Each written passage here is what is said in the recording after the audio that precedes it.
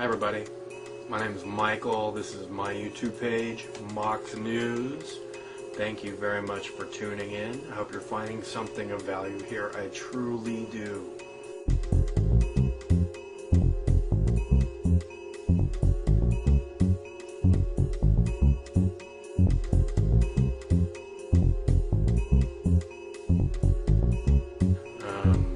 The original Mox News page with 6,600 plus videos, and the alternate Mox News #1 page with 10,200 videos.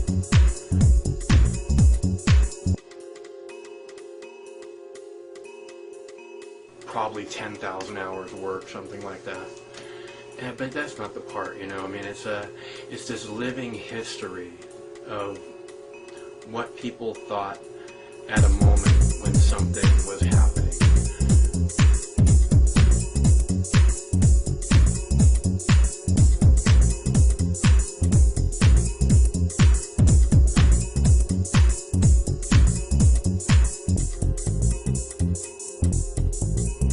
This page, my work has always been about what happened today and what you guys' input on that is. And like I've always said, without you, the work is completely meaningless. You complete the work, which is, I guess, why they call it YouTube.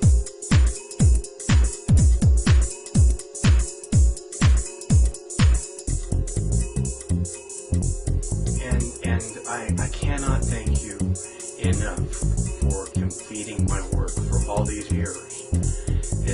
It's truly heartwarming.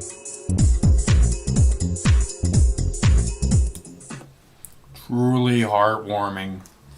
How you guys doing? Thanks so much for tuning in. My name's Mike. This is my YouTube page, Mox News. And this is your Wake and Bake News at 7 p.m. I'm your host, Moxie. What do you say we do a little waking and baking, huh? I could go for that. That does sound pretty good. Let's see. What are we doing now? We're going to have a big fat bong hit. It is Dabs for Donations Friday. And it would be much appreciated if anybody wants to kick down a little something something. There are clickable links in the text body of the video. You can go to moxnews.com, or you can click on, I put in clickable links in the chat also while we do this. It would be very nice of you. I am somewhat in need, but I wouldn't ask if I didn't need your help. So if you can, it would be awfully nice. If you can afford it, it would be awfully nice of you. Otherwise, you know, don't worry about it. No pressure. It's all good. I will continue to do what I do as long as I can continue to do it, with or without the support of the people. And I have plenty of support. And by plenty of support, I mean, you can hear in the phone callers that they really appreciate what it is I'm doing. I don't have my lights on. I gotta go turn on my lights. Boo Boo needs his light. Boo Boo Berry need a light, huh? Got a light? Got a light? Got a light? Hold on just a minute. Got a light? Got a light?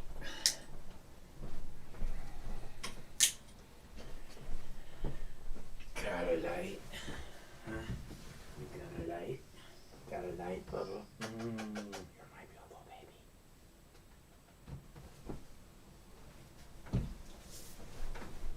Got a light? Got a light?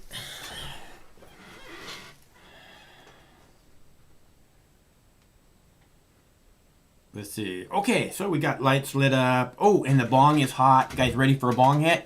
I am ready for a bong hit. It is one of those days.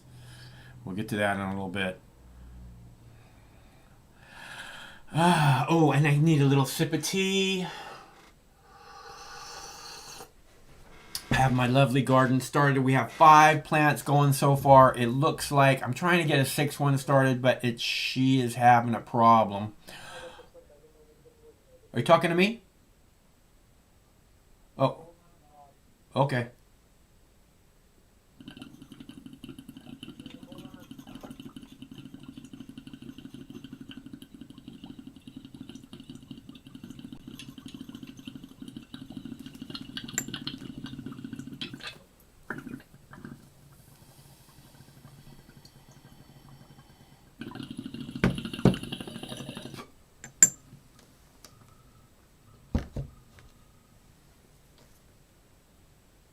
need my space station.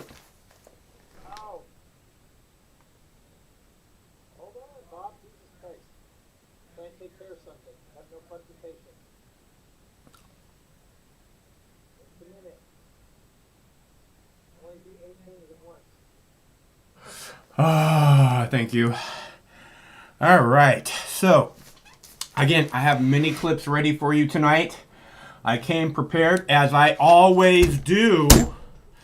And you know, it takes forever to set this up, you guys. Oh, we went for a lovely walk today.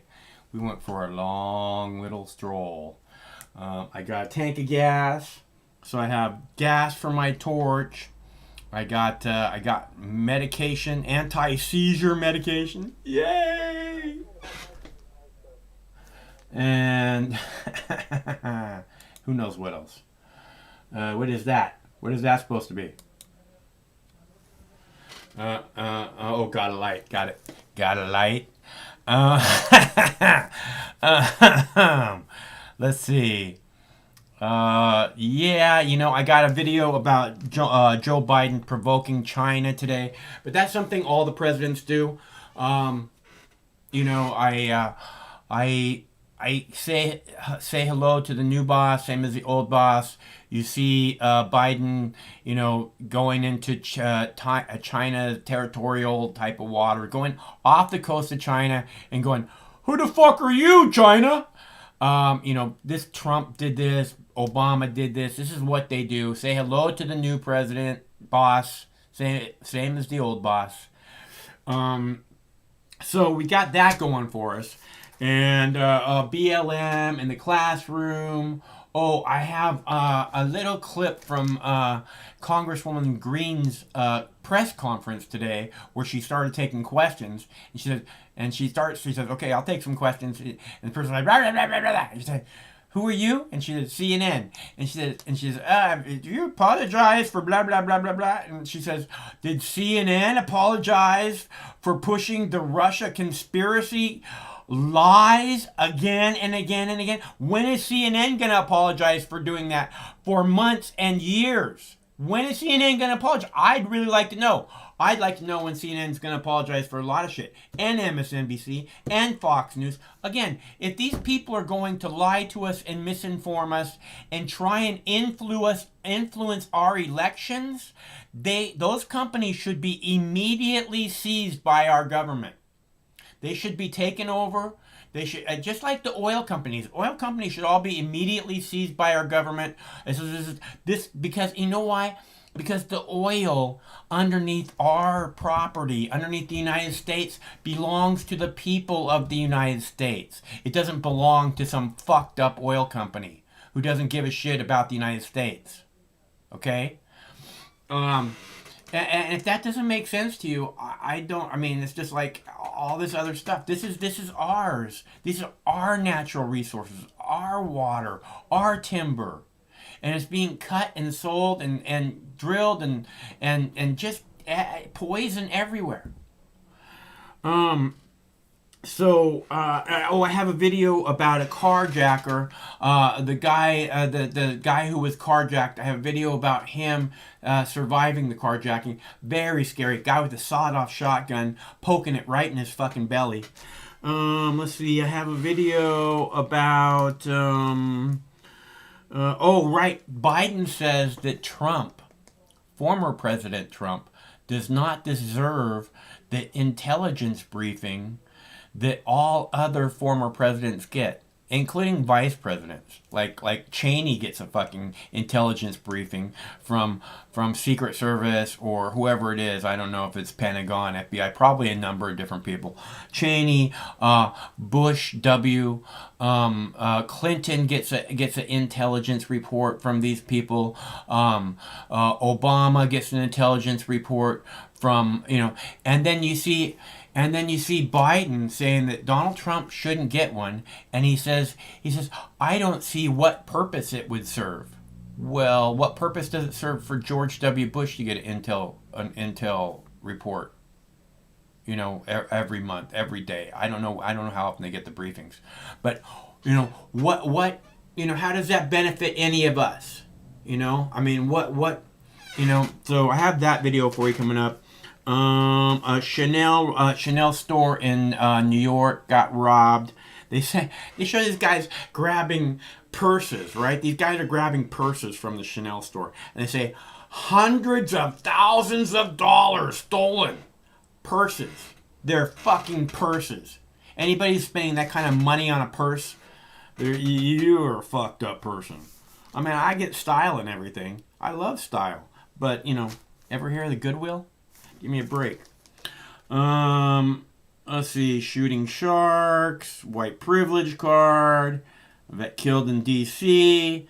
Capitol Hill police chief made a statement today about Capitol Hill and how the razor wire and martial law and the National Guard is going to stay in place for a long time to come. We prefer having the police state being blatantly obvious in Washington, D.C. Because we have to protect our politicians. If we don't protect,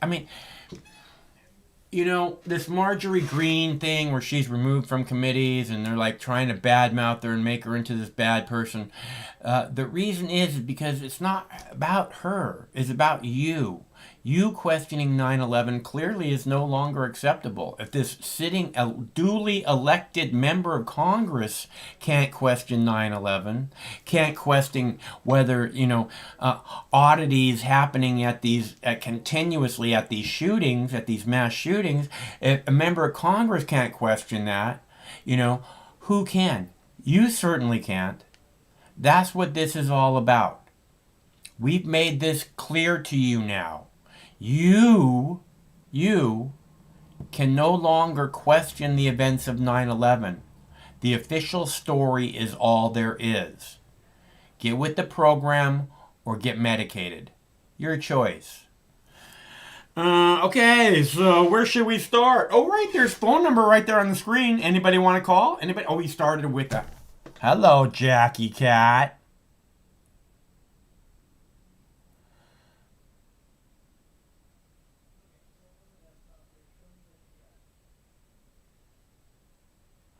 I will definitely dedicate a bong hit to Jackie Cat. I'd have no problem with that whatsoever. Donation or no donation. She deserves it many times over. So we'll get there in just a second, okay, Shug?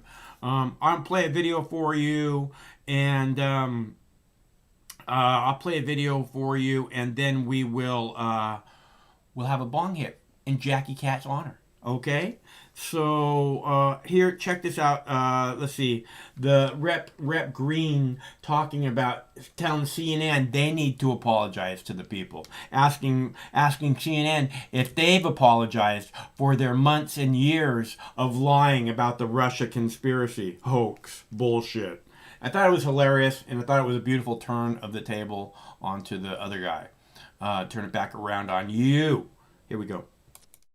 Right now, my Republican colleagues are being told that their white skin makes them inherently racist, or that their service in our nation's military to our country defending our freedoms makes them bad and a domestic terrorist.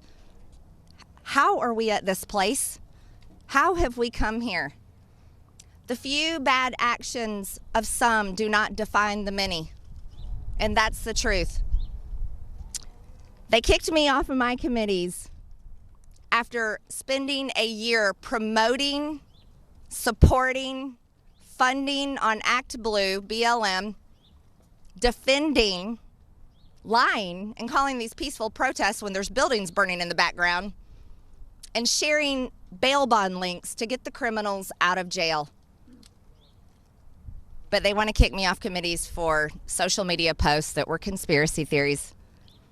That's pretty hypocritical. You see, the American people won't forget because they're still reeling from the devastation of this past year, where cities were burned, people were attacked, police officers still dealing with it, attacked night after night. They take that home with them and it hurts their families. Occupying federal buildings, taking over police precincts, so much damage, tearing down statues and monuments, erasing our history. This is what has happened. I do not condone what happened on January 6th. It was one of the scariest days of my life, next to being held hostage in a gun-free school zone when one of my fellow students took it over with a gun, and no one protected us. No one could. It was terrible. So I'm going to ask all of you, think about what you report. When you're on the news calling riots peaceful protest, the American people are disgusted with you because you're lying. When you're promoting people that protect these things and want to continue it, people are sick of it. They're fed up because they lost their businesses and they may have gotten hurt, and they're tired of being attacked because they want to wear a red hat that says "Make America Great Again," or they voted for Trump and we're proud of it. Things have got to change. And I tell you again, I'm fine with being kicked off of my committees because it'd be a waste of my time. You know who I am. I'm a very hard worker, and I'm proud of it. So now I have a lot of free time on my hands, which means I can talk to a whole lot more people all over this country, and I can talk to more people and make connections and build a huge amount of support that I've already got started with people that want to put America first and don't care about the party lines and don't care about any of the political identities involved. And that's something that I am very excited about. So I look forward to going home and seeing people in my district. I'm thankful and overwhelmed by their support. I'm grateful that I had the opportunity to say the things that I don't believe and I shouldn't have said. Now, again, as I keep saying, say hello to the new boss, same as the old boss. Again, this person acts as if she's different, claims to be different, but she did just exactly what Donald Trump did, right? Donald Trump says, you have to go out there and you have to fight like hell, or we're not going to have a country to fight for anymore, right? And she's like, I will never apologize. And then she's like, oh yeah, I shouldn't have said those things. It was wrong of me to say those things. People shouldn't question things like that. Fuck you. Okay? Again, this is a psyop being set up to make clear that it's unacceptable for you, not her, not a sitting member of Congress, but for you to question 9/11, to question the official story, to question any of these shootings, Las Vegas, Sandy Hook. You don't have that right anymore. And why? Because you don't have freedom of speech. You are not allowed to think on your own. And if you continue to push that and act like you do have freedom of speech and that you do have the right to question the official government story, we're going to medicate you and send you to a facility until you're feeling better. Take away all your rights. Just like they did with this person. I'm no Trump supporter. Anybody who's been there knows that. I just can't stand bullshit. I can't stand the chipping away of our freedoms. I can't stand, I just, they're getting to this point. It's getting to like a tipping point to where it will be. You don't have the freedom to do that. Who are you to question us? And again, the reason that they act that way, the reason that they are so threatened by your freedom of speech is because it's them, the members of Congress, that should be asking these questions. Why haven't we seen any real evidence of a plane hitting the Pentagon on September? Why haven't we seen any real evidence of that? Anybody? The members of Congress are in a position to ask the right people the right questions, these questions. And by not doing it, and us, on the other hand, the American people saying, hey, what the fuck about 9/11? We want a new investigation. That makes them, the members, the people who should be doing it, makes them look bad. Not just look bad, but look as if they're in on the whole fucking thing. Right? So that's who our Congress is. That's why people took back the House of Representatives, the People's House. That's why they took it back. That's why they occupied it. Not because Donald Trump said something. Has nothing to do with Donald Trump.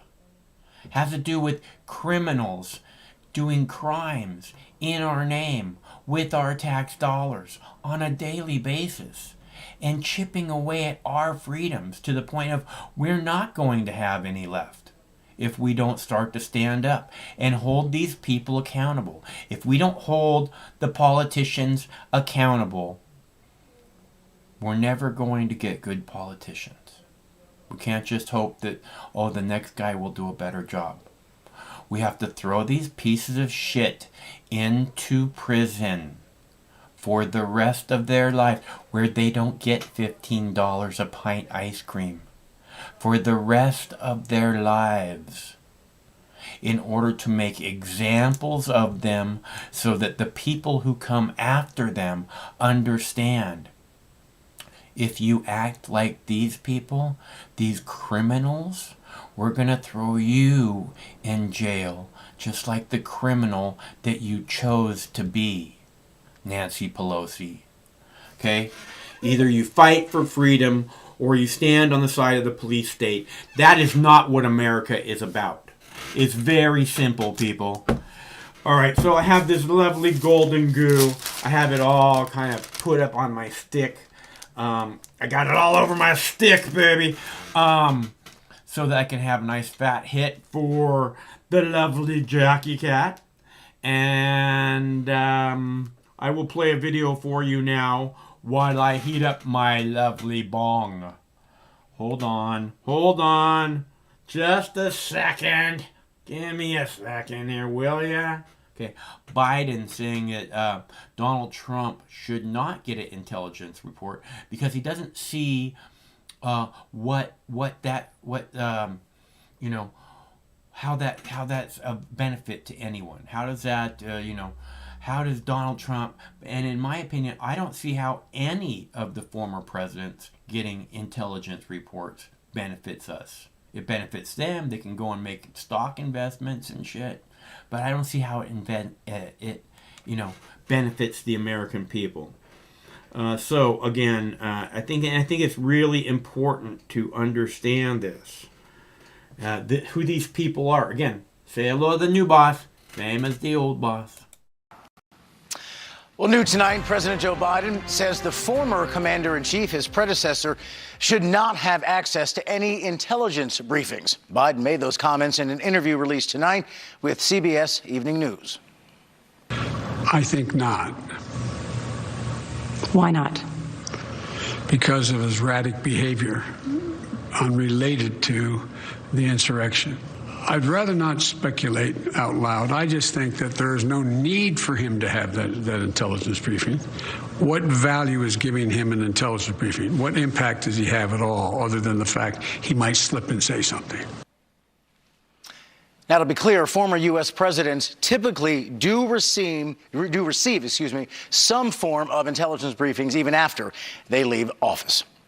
On the Hill tonight, less than 24 hours after she was removed from both of her committees, Georgia Republican Congresswoman Marjorie Taylor Greene says lawmakers stripped her constituents of their voice. Representative Greene came under fire for spreading hateful and even violent conspiracy theories before she took office last month, which drew criticism even from members of her own party. Tonight, more fallout from Capitol Hill on this, and she's hinting at what might be next. News Nation correspondent Joe Khalil live in the nation's capital tonight with more on this story. Joe. Yeah, Rob, she spoke today for about 20 minutes, took questions from reporters. A lot of it wasn't directly related to her being removed from her committees, but when she did address that, she made very clear that she thought she didn't deserve that. She thought it was not warranted given, her past comments and all of the things that she shared. And she also said that she felt it was her constituents who were really getting the short end of the stick. You know what they did? They actually stripped my district of their voice. Congresswoman Marjorie Taylor Greene hit back Friday after House Democrats and 11 Republicans voted to remove her from any committee assignments. And while she did say she moved on from her previous beliefs, I said things wrong. I believe things that were wrong. She also condemned the move to force her from her two committees and downplayed its impact. If I was on a committee, I'd be wasting my time because my conservative values wouldn't be heard. The freshman congresswoman faced mounting pressure over remarks and social media posts questioning who was behind 9/11 and whether a plane flew into the Pentagon, calling multiple school shootings staged and harassing one survivor, and embracing QAnon. But it was other users' social media posts she shared and liked about shooting and hanging multiple Democratic leaders in 2018 that crossed a line for many lawmakers. The baseless, crazy theories she has been peddling stand far and above and in a very unique category, all their own. Democratic Congresswoman Kathleen Rice says Taylor Greene isn't fit to serve on committees, especially on education. She says Republican House Leader Kevin McCarthy should take further action. All right, I'm ready for a bong hit. Okay, this one's for Jackie Cat. Thanks, Jackie Cat. You the girl. Ready? You the girl. You the woman. You the woman. All right, this one for you.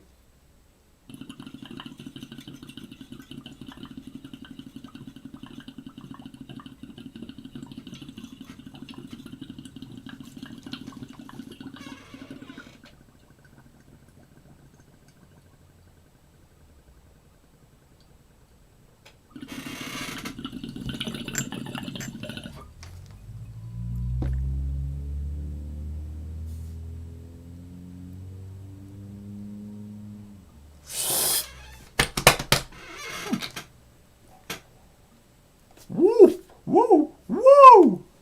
All right. Let's see. Where's my beautiful baby? There's my beautiful baby. Okay, so, and it is Dabs for Donations Friday. I would love to do a dab in your honor.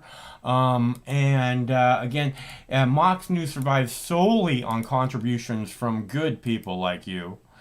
If you want us, I hear so many people say, I enjoy watching this so much better than anything else on TV, and please keep up the live show.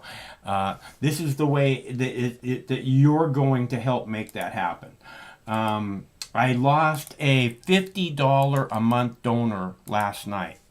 And I want to thank him very much for all of his help. He's been around for years helping, and he actually came to the house and visited once.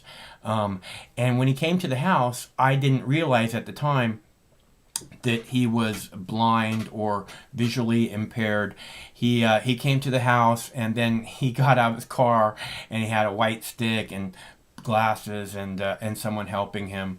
And I think that I've been saying something insensitive to visually impaired people. I keep saying stuff like anyone with eyes can see the truth about what's happening here, or anyone who can see, knows what's going on. And I don't know, I haven't got a chance to write him a letter yet, but I think that I might have been very insensitive in that way, and I didn't mean to be, and I want to be real clear to anybody else who might be visually impaired that I apologize. I didn't mean to be saying something stupid.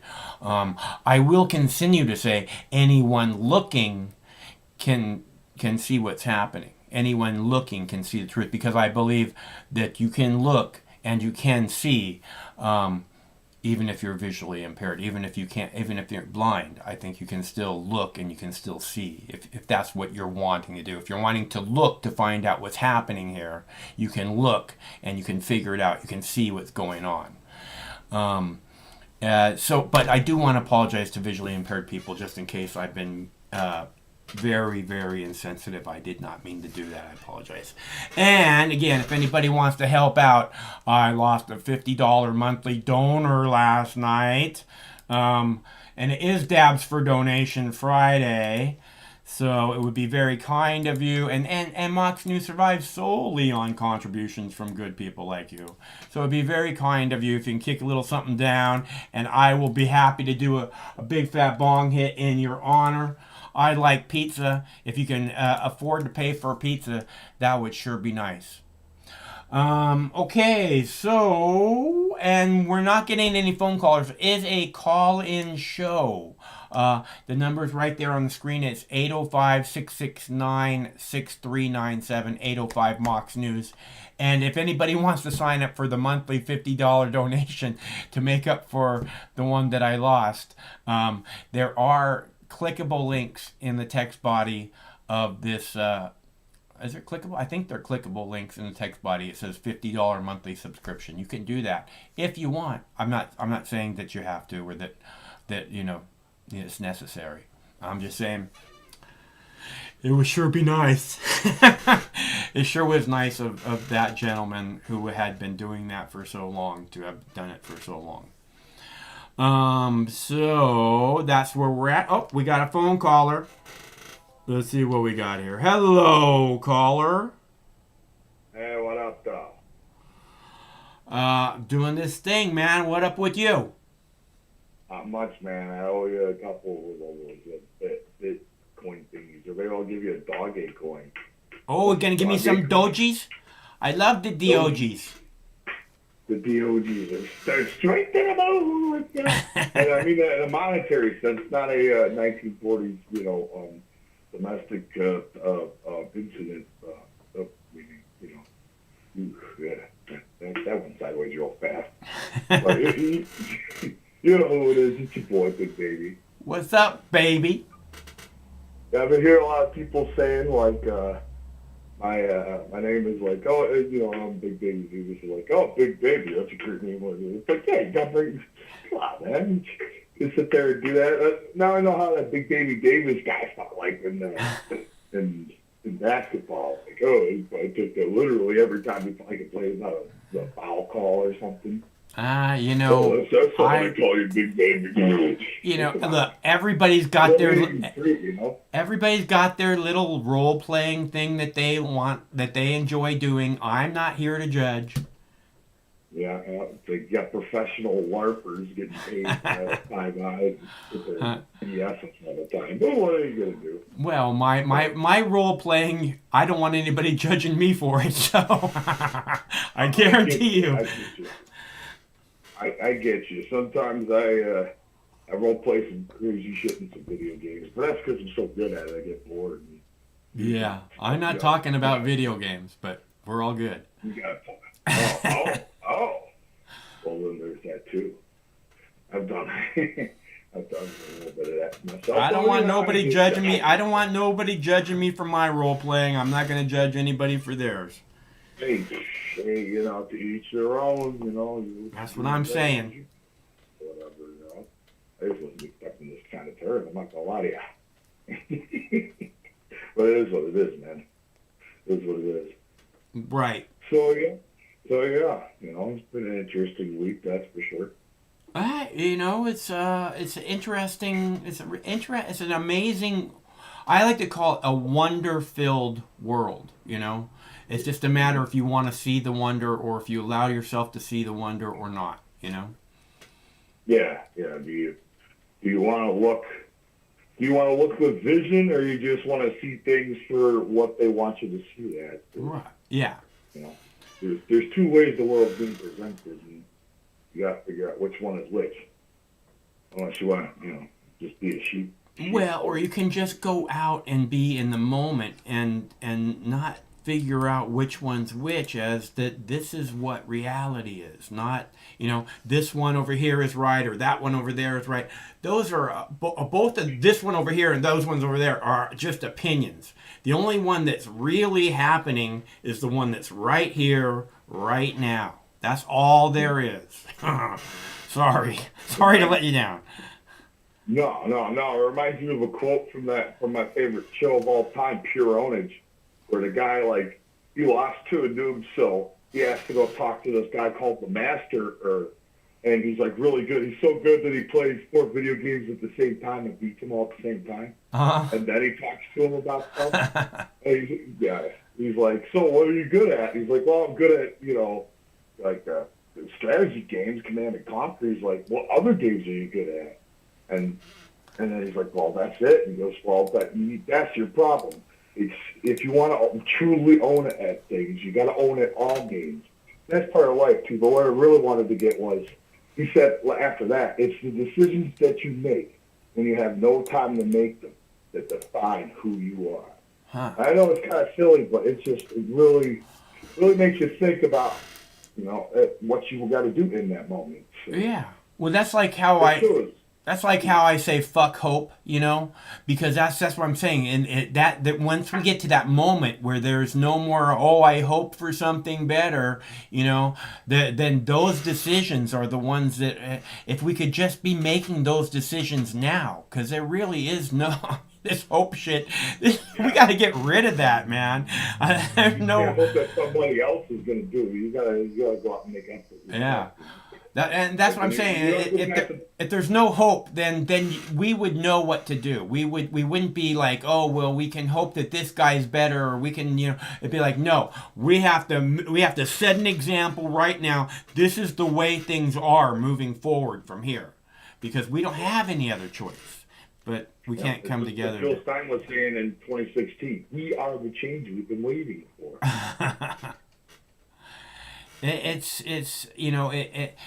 If we could come together, that's the change that we're really waiting for is to get beyond, because we have all the power. We look at what they did with the GameStop thing, and they did that because they came together to make something awesome happen.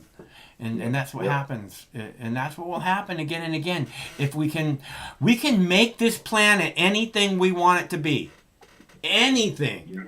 And instead of fucking some bullshit fantasy about, we're gonna go to Mars because we're so smart, we're the big-brained, upright, tippy top of the food chain. You're shitting all over the planet. You can't even clean up your own shit. But we're going to Mars. We're going to go shit all over that planet too. You just wait. Well, the problem is that the shitting all over it is part of the business model, because it costs more money to actually clean up things. And the one thing they don't want to do, it costs more money. Powers that be in the short run. Costs more money in the short run. In the short run, it costs more money. Yeah. For the rich people, it costs more money. For the rest of it costs us fucking something irreplaceable. Yeah. It costs us our house if we live on the coast of Florida or whatever. It costs us being able to get a fresh breath of air or a clean drink of water. That's what it's cost us. And it's sad that we don't have better priorities than making sure the rich people can get more rich. Seems like we would have better priorities than that, Again, that's what I mean, Do you choose to allow them to continue to get away with this bullshit, or do we all unite together against the establishment and try to actually take care of this shit once and for all? Because who else is going to do it, Well, I think as the establishment outs itself more and more and crumbles away at the Constitution more and more, chipping away at free speech, chipping away at the Second Amendment, it's just going to become blatantly obvious. Again, what I keep saying, who the common enemy is. There's only one. There's only one real threat to our freedom, our livelihoods, and it ain't China, and it ain't Iran. It's concentrated power and corruption within our own government. That's how Rome truly fell, because of corruption. Yeah. The corruption allowed the other barbarians or tribes or whatever the heck you want to call them, to come in, because nobody was there, because the corruption made everybody too inept to care about whether or not the country fell. So, it repeats the cycle. Like, there was this guy, this British dude that wrote, like 75 years ago, that he figured out that every single civilization since the Romans has like a 250-year timer when it starts ascending, and then finally crests and falls, from grace. And every empire has done about 250 years on the mark, and we're at year 244 or 45 or something. So I can't fucking wait. Anyway, it's an interesting time. In the life type of stuff, but like with our government. In the V for Vendetta, they say like repeatedly, they say the former United States. I just love that. Just like I get a tingle from that every time I hear it. Yeah, because we'll be like pretty much into a civil war state of mind because of all the purposeful division that basically turned us against each other. Baby, but that's the point of I think sensationalization. Yeah, baby. I think that I think the common enemy is just going to become more and more clear. Like I said, but then again, I have somehow I think I give people maybe a lot more credit than they're due. When I see people walking around in masks and talking about getting vaccinated and stuff, I'm like, maybe I'm giving them a little more credit than they deserve. Well, I gotta walk around with the mask. The only time I'm really outside of my place is when I'm, doing job stuff. But yeah, or going to the store. I walk the dogs 2 hours a day. Okay, and it ain't inside, and I'm not going to wear a mask, and pretty much every single person I walk past in my neighborhood is now wearing a mask. And it wasn't that way a month ago. So it's really weird. It's like, oh, Biden's in power now. We all got to wear masks. Or it's not so much that. I think partially what it is that since Biden came into power, a lot more people started wearing masks, and then the people that weren't are like, oh, well, we don't want to, we better start doing our virtue signaling too, Yeah. Well, I've been doing that at the job because they don't want to, we got to do it. Comply while I'm on the. You got to do it at the job. You got to do it on the job. You don't want to fuck with co-workers and stuff. It's just, I'm not going to walk around outside, where on a beautiful day, and I really feel that it's dangerous. I really believe that wearing those masks is probably making people sick. Well, actually, when I'm inside the kitchen, I'm not wearing a mask. But when I go out and do things, yeah. But when we're there, we're all just like, fuck the mask. Because it's like we're checking our temperatures. We're getting I haven't got the test. I don't even know if I've ever had it. So you know what? I'll be the last person alive for that fucking vaccine, though, that's for sure. And then they're already talking about they're delaying it to like October, November for everybody. It's because they fucked up in phase 3, so now they got to go back to the drawing board, which is why they should have done phase 3 in the first place. Yeah. Because people are getting the COVID arm and stuff. Is that right? Like, oh, man. Oof, big old rashes and stuff. I actually had that like a couple of years ago. I was pissed. I was like, I got to the doctors, and it was supposed to be regular checkup. He's like, hey, you want to get vaccinated for the flu? And I'm like, oh, whatever. I just got to. No. The correct answer is no, thank you. Go ahead. I know, it'll convince me like they look at me and they say, well, this is, I said, look, I just got out of the hospital. I just had a seizure. I don't want to be adding shit to my fucking body that, you guys don't know why I had a seizure. I don't know why I had a seizure. I don't want to add a bunch of chemicals to my body I don't know about. And they're like, I don't want to do anything that's not absolutely necessary. And the doctor said, oh, this is really, really important.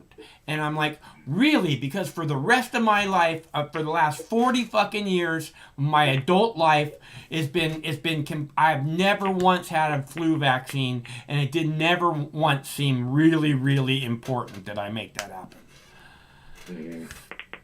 That's what it was like too. They were like that. Last year, the guy was like, "Oh, it's kind of important to do it, and your boss will like it." I'm like, "Oh, well, I guess I like my boss, so I'll probably do it and whatever." But it fucked me up for like 2 days, and my arm was sitting there. It really felt like there was like a knife just getting jabbed into my arm. I was like, what the hell did I do? So yeah, y'all have fun. Go ahead of me. Cut. You guys got cutsies. Yeah. time, that's fine. No, next time the doctor asks you about it, just say, last time I got one, I had a really bad reaction, and I don't want that again, and that'll be done. They will not give you one because they don't want to give you something that they're responsible for giving you that makes you have a reaction, especially after you told them that. So, I'm gonna definitely do that next time, yeah. definitely.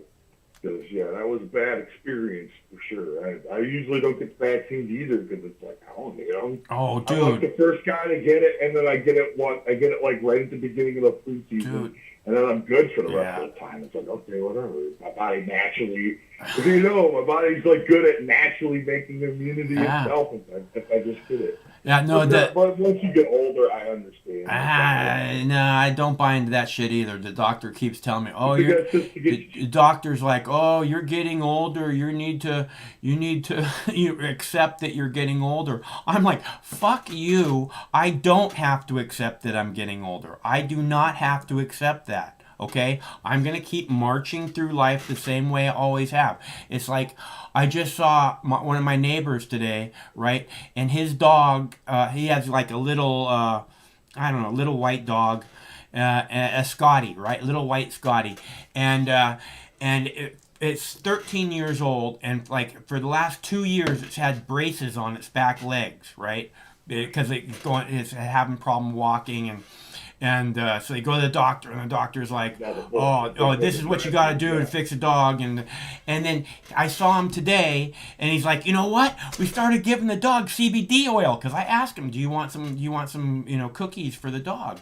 And he said, "No." And I saw him today. He's like, "We started giving Charlie CBD, and the dog got no braces on his legs, and he's running around like a little bunny rabbit, man, just everywhere, boing, boing, boing, boing, boing." I'm like, fuck yeah, that's great, man. I'm so glad to hear that. Yeah, that CBD stuff, it's really good. I guarantee you it wasn't a vet that told them to get that. Yeah, no. They like to do what the pharmacy companies tell them to give them. Well, they like to be in charge of what happens to your dog. That's what they like. Mm. Just like they like to be in charge of whether or not you get the flu vaccine or not. Yeah, that too. Yeah. That's the thing about the establishment. It's about two things: power and control. It's like that one part in what is it? Oh gosh, the movie, not the Admiral. Oh man, The Dictator. That the really good Sacha Baron movie. Oh, I thought you were talking about the Charlie Chaplin movie. No. Have you seen that one? That's really good. Too. Yeah, it's really good movie if you haven't seen it. I love it. I actually I talked about the word dictator a couple months ago to in this local county that I live in, to the commission about that word because I've been hearing it. And then I ended it with that speech at the end there. Yeah. I timed it right, so that way I would literally end at the 5-minute mark. Right on. 5 minutes to talk about it. So yeah, it's a great movie. It's a great speech. I spent 2 weeks studying and trying to get it down, and try to get the speech as good as Charlie Chaplin said it originally in the movie, because of how much I respect the words and the emphasis on the speech. And the movie overall is great. Especially when I forgot the guy's name, but the character they plays when he's making fun of Mussolini, and then they have that food fight. Yeah, I'm not he's sure. Like, oh, what do you say? You don't touch it, I forget. And I'm like, oh, it's a mean thing. And then it's like, oh, they can bring that back. And I don't know. That's a great scene too. Yeah, it's a really good movie, dude. It is. You know what else is a good movie? What's that? Airplane. Airplane's a great movie. I love when the mom from Leave It to Beaver starts talking jive.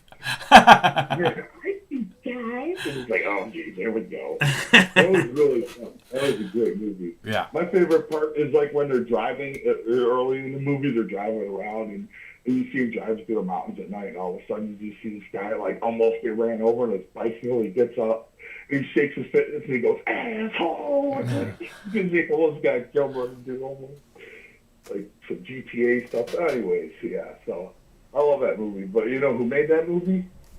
I kind of know. I can't think of who it is right now. Who is it? Anchor Bay Productions, based out of Baltimore, Michigan, right up the street from me. That was a great flick, dude. It was nothing like that. Nobody's seen anything like that. That's the trick comedy right there. Kirk Douglas, is that what his name? Kirk Douglas, you know, picked the wrong day to give up snorting glue. The wrong minute, and then he's upside down, just hanging there. And, I love it. The other part is like the great physical comedy, like when the Mayday starts calling in, and then you turn and then there's this fan there spinning, all of a sudden this giant thing of shit just right on the fan. Yeah. This shit literally hit the fan up. My dad had to explain it because I was like 12. I watched something. My dad was real. I was really blessed. I was very lucky to grow up the way I did. I'm not gonna lie about that at all. You know. Right on. Well, that's really great that you feel that way. I mean, so many people feel like, oh, you know, I was cheated when I didn't get to go to college, and I didn't get this, and I didn't get that. You know what I mean? I know a lot of people don't get their fair shake. I mean, you know, a lot of people like, I wanted to be a race car driver. I didn't get to become a race car driver. You know? I understand. I screwed myself out of college on purpose, deep down subliminally. Because deep down inside, I really want to be a woman named Michelle. So. But it doesn't matter. I mean, whatever is we're here right now, and this is what we have to deal with. If you want to go to college now, go to college. If you want, you know, if you want to live some other kind of life, live that other kind of life. You know, it doesn't be like you can't. Oh, I was bullied in high school, and all this stuff. People carry this shit with them forever, man. I just can't believe that you can't get over shit that happened in high school, you know? Well, yeah, high school was something else, man. That was me getting my ass kicked for 3 years, and then finally figuring out that the whole school respected me in the last one. That was pretty cool, you know? I never felt like people respected me, but I literally had people tell me that they respected me. I was like, "Whoa, okay." I thought you put it in my guts. Okay, yeah. Dude. Oh well, I saw. I mean, don't get me wrong. I saw a T-shirt today that said "Legends never die," and I thought immediately of myself. So, you know, but and absolutely no one else. So you know, but. You know, high school, I never, for a long time, you know, when I was a kid, I never felt like really respected by pretty much anybody. But it kind of led me to believe that wasn't all that important. And I think that probably has a lot to do with who I am right now. No, I get you. Yeah. I get you there. You know, that's what I feel like, too. Like, high school is just the beginning of life, you know. If you make high school, like, oh man, I wish we could just be in high school, even though I'm like 35 and my life is so much more awesome. Like, you know, it doesn't help you because you need to use that part of your life to reflect on today to make yourself a better person for tomorrow. You need to use that part of your life to get some fucking teenage pussy, goddammit. Have some priorities, man. I don't know about that. They're talking about shit. Gonna get me the too many ones. So much I don't want, man. A man has got to have priorities. I'm just saying. Look, you know, you need to enjoy your youth. You need to have, like, you know, I mean, people are so stressed out and so thinking, oh, in the future when I get my car, things are gonna be so much better. When I get my perfect girlfriend, everything's gonna be better. Oh yeah, let me tell you, that perfect girlfriend is not gonna make a whole lot of shit better. You just gotta be Matthew McConaughey from Dazed and Confused. Keep getting older, and all these girls. No, but what I'm saying is, too much. No, what I'm saying is it's you know, instead of missing the moment, instead of thinking that tomorrow is going to be a better day, you know, everything's going to be better when I'm 35.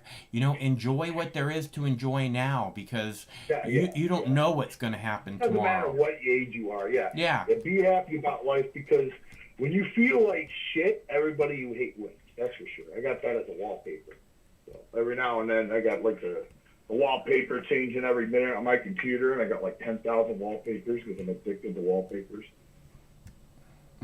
Right on. The computer. It's yeah, I love that shit. It's always switching to different things, but yeah, I always try to use the inspirational quotes one. Like, you know, the other one is remember that guy that gave up? Neither does anybody else. That's a good one. I like that one. Yeah, all right. But yeah, dude. So I was thinking about do you talk about Jeff Bezos though? Jeff Bezos? You want to talk about him? I don't fucking care about Jeff Bezos. Okay. I mean, I don't care about Jeff Bezos. I mean, he's not right. He's not.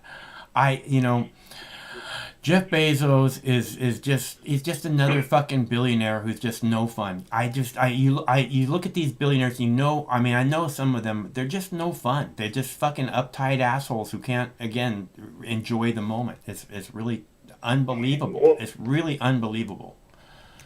Well, his moment is just completely dominating the world, having Amazon everything. He's gonna have an Amazon vacuum cleaner store at this rate. It's like, move over, Orac. We got Amazon vacuum now. We're gonna sell the Dyson vacuums for you. But anyway, but he's just one of all the others, Everybody seems to find a great way to manipulate people's wealth to end up in their pockets and then claim it as earnings or profit or whatever. Like what's going on in California with Kroger, they passed that hero pay stuff so that way they get $4 more an hour mandated by the local government. Like, hey, those people are working the grocery stores, they ain't making shit, and you're having them like risk their lives for like maybe 15 an hour if you're lucky. Some places are probably a bit better, but you give them a couple dollars more. But no, they're going to shut down the Kroger and turn it into a freaking food desert. Yeah, I hear you. Yeah, I know. I've seen some food deserts. Yeah, no, I hear you. There's basically no grocery stores downtown. It's really weird. It's like you have to walk for miles if you're going to get groceries downtown Seattle. Yeah, nothing but bars and liquor stores and maybe a couple of restaurants. Yeah, they got restaurants. They got strip clubs, but no no grocery stores. It's weird. We got one strip club, and it's like way up next to the Army base or Air National Guard base or whatever, and it's called the Traffic Light. But there's no traffic light there, so they put one there at the parking lot. But yeah, it's dumpy. It's the personification of that one Family Guy joke where Stewie Griffin's at the strip club and he goes, "Is everybody here to have a C-section or something?" Yeah. Like, oh, great, going to the strip club on Tuesdays, but it's Saturday night. Oof. I actually went there once, and man, I was pissed off though. I didn't really want to go to the strip club because I don't know. I wasn't in the mood for a strip club. I wanted to hang out with my friends right after. Okay, so my dad and his beer buddy wanted to go to the strip club, and I'm like, maybe if it was like the nice place by the Coliseum. But he's like, no, let's go to the Traffic Light. I'm like, we're not. You're serious? I can take us to the Traffic Light? Are you kidding me? But yeah, that place is oof. Anyways, so last time I went to the strip club, I walked in and the bouncer started looking at me really weird, and like 2 seconds later, this girl ran up and said, "Mike," and wrapped her arms and legs around me, and I spun her around in the lobby while she's kissing all over my face, and I was looking at the bouncer, going, "Uh-huh." You're the man. I gotta come to West Coast. I gotta come over here.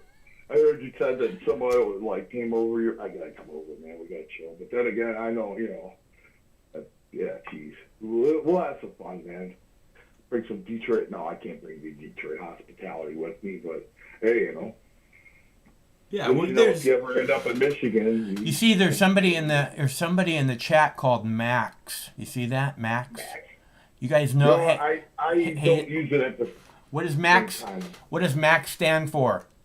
Because I asked the people at the dispensary that the other day. What does Max stand for? You know what Max stands for at the marijuana dispensary? Mac? It's a You mean strain. Mac Avenue?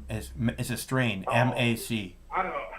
I don't know strains too well, man. I'm like that one guy. It stands for Miracle Alien Cookies. Oh, that's pretty cool, man. I said what's the stinkiest? I said what's the skunkiest strain you have? And she says, so we got the Mac. And I said, what's the Mac? And she said, it's a miracle. What does Mac stand for? She said, Miracle Alien Cookies. I said, nice. That does sound pretty good.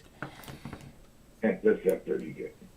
Yeah, I owe you a couple dabs once I get on the Bitcoin thing here and then donate to your wallet.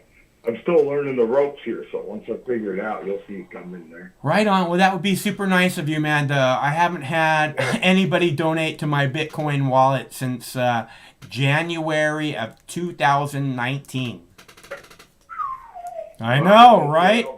All these people making more money than they ever fucking dreamed of, and they can't drop Mike a dime. Oh man, what the fuck? Yeah, especially since the money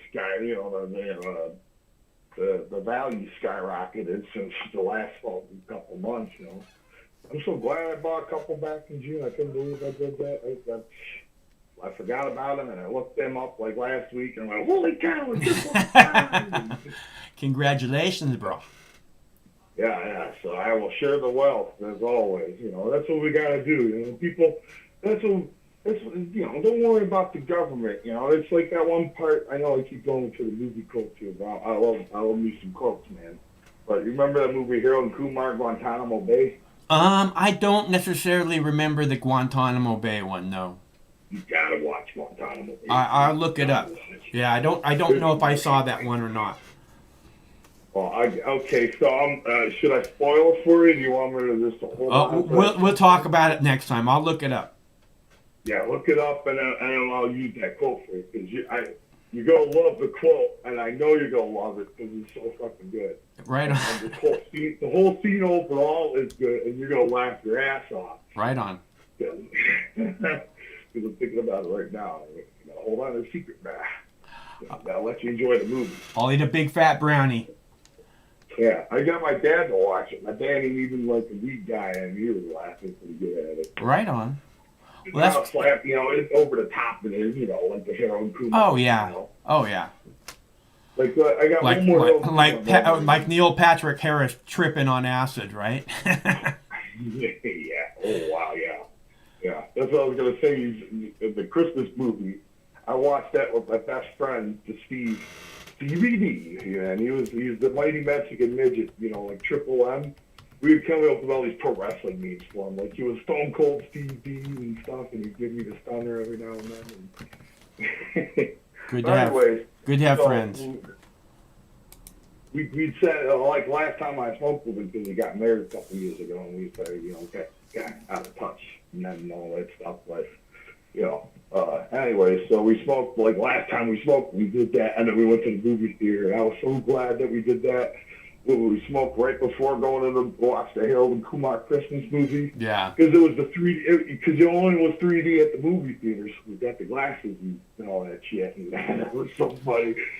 Oh, man, I remember that 20 minutes in, I just remember saying it out loud, like, I'm so glad we smoked weed before this movie, and everybody just started laughing at me. I'm like, I really didn't mean to say that about it. Oh God, man!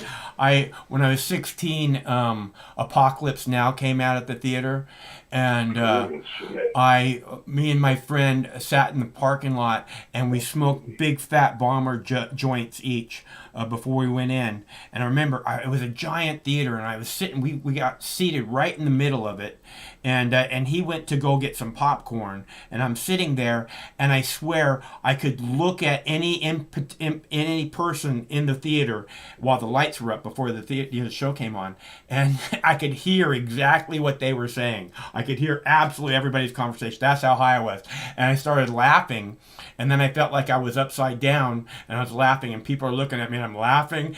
I'm sitting there by myself laughing, and then the movie comes on, and it's like fucking napalm and palm trees, and it says, "This is the end," and I'm just laughing. Like, it was so good, man. I'm like, yes. It was a really good movie, though. Oh yeah. Holy shit. Oh yeah. I saw. About, like, there's a version, there's a documentary about the making of Apocalypse Now called Heart of Darkness, and which is the title of the book that the movie came from. And it's documenting all this, like they shot like 2,000 hours of film, right? And it's documenting Marlon Brando, and it's documenting Dennis Hopper, and it's like on Martin Sheen, that scene where he hits the mirror and he starts bleeding all over the place. That was real. It was actually his birthday, and he's getting just shit-faced drunk on the 151 for the scene, and he just goes up to the mirror and he just punches the mirror and cuts the shit out of his arm. It's all real. It's fucking such a good movie, dude. If you get the chance to see Heart of Darkness, I highly recommend. In fact, I saw both of them back to back in the theater, and it was amazing. Two movie combination. Pretty sure I did that with the DVD version a couple years ago. Because I fucking love that movie. Yeah, that's a great movie, great look. And that was before they started sterilizing all these war movies and made it all like, yeah, USA always wins. Yeah. Fucking Tiger! Fucking every time I say fucking Tiger, that's where that movie comes from. That's where that quote comes from. Fucking Tiger! That's where that quote comes from, man. I kept thinking you were being like Bubbles from fucking Tigers, what's going on here? No. The blood.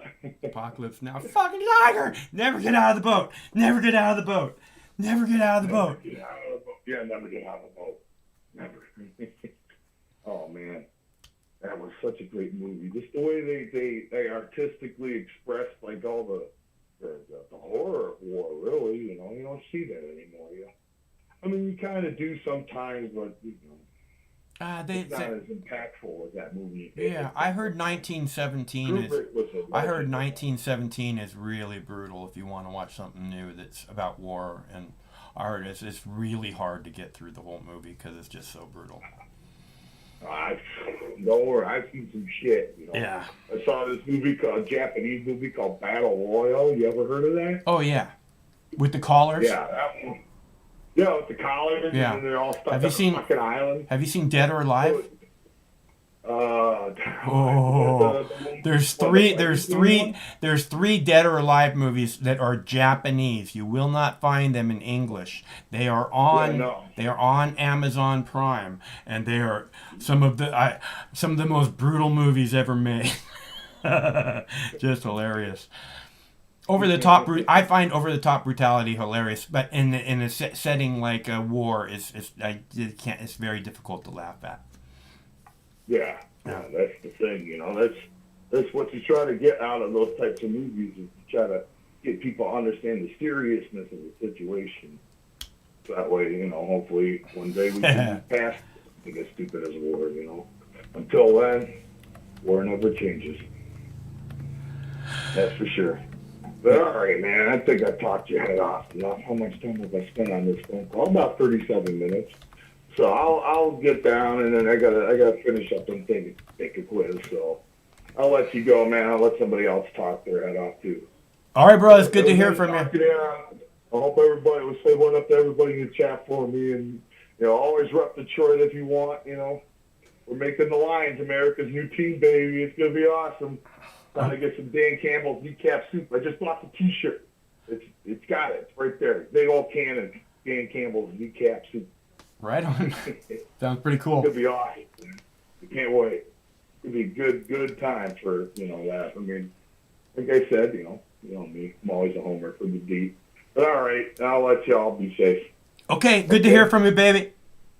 Yeah, good to hear from you too, Moxie. I'll tell you later. Okay, talk to you soon, I hope. Definitely. Stay cool, bro. You know it, brother. Stay cool. Yeah, you too. All right, that's our buddy, Big Baby Zebus. That's my beautiful baby, Boo Bear. Hi, my beautiful baby. You're such my beautiful baby. You're my beautiful baby. Isn't he a beautiful baby? You are such a beautiful baby. You're my beautiful baby. You got a caller? All right.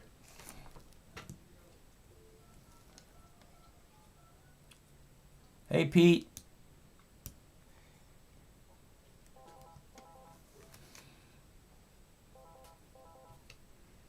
Hello, caller. Hello, man. How's it going? All right. How about you, G? Well, it's going very good. Nice. Keep up the good work, man. Yeah, all right. How's your life been? My what? How's your life been? Life has ups and downs. Sometimes you win, sometimes you lose, but at least I don't work for Jews. Is the loose part when the kids escape from your rape man? Huh? Is the loose part when your kids escape from your rape man because you want to rape their little asshole? Uh-huh. Okay, thanks for Yeah, calling. You guys like that one? Again, I kind of butchered it. Let's see. I feel life's a game. Sometimes you win, and sometimes you lose. And even though I may be down right now, at least I don't work for Jews. Monty Python, look it up.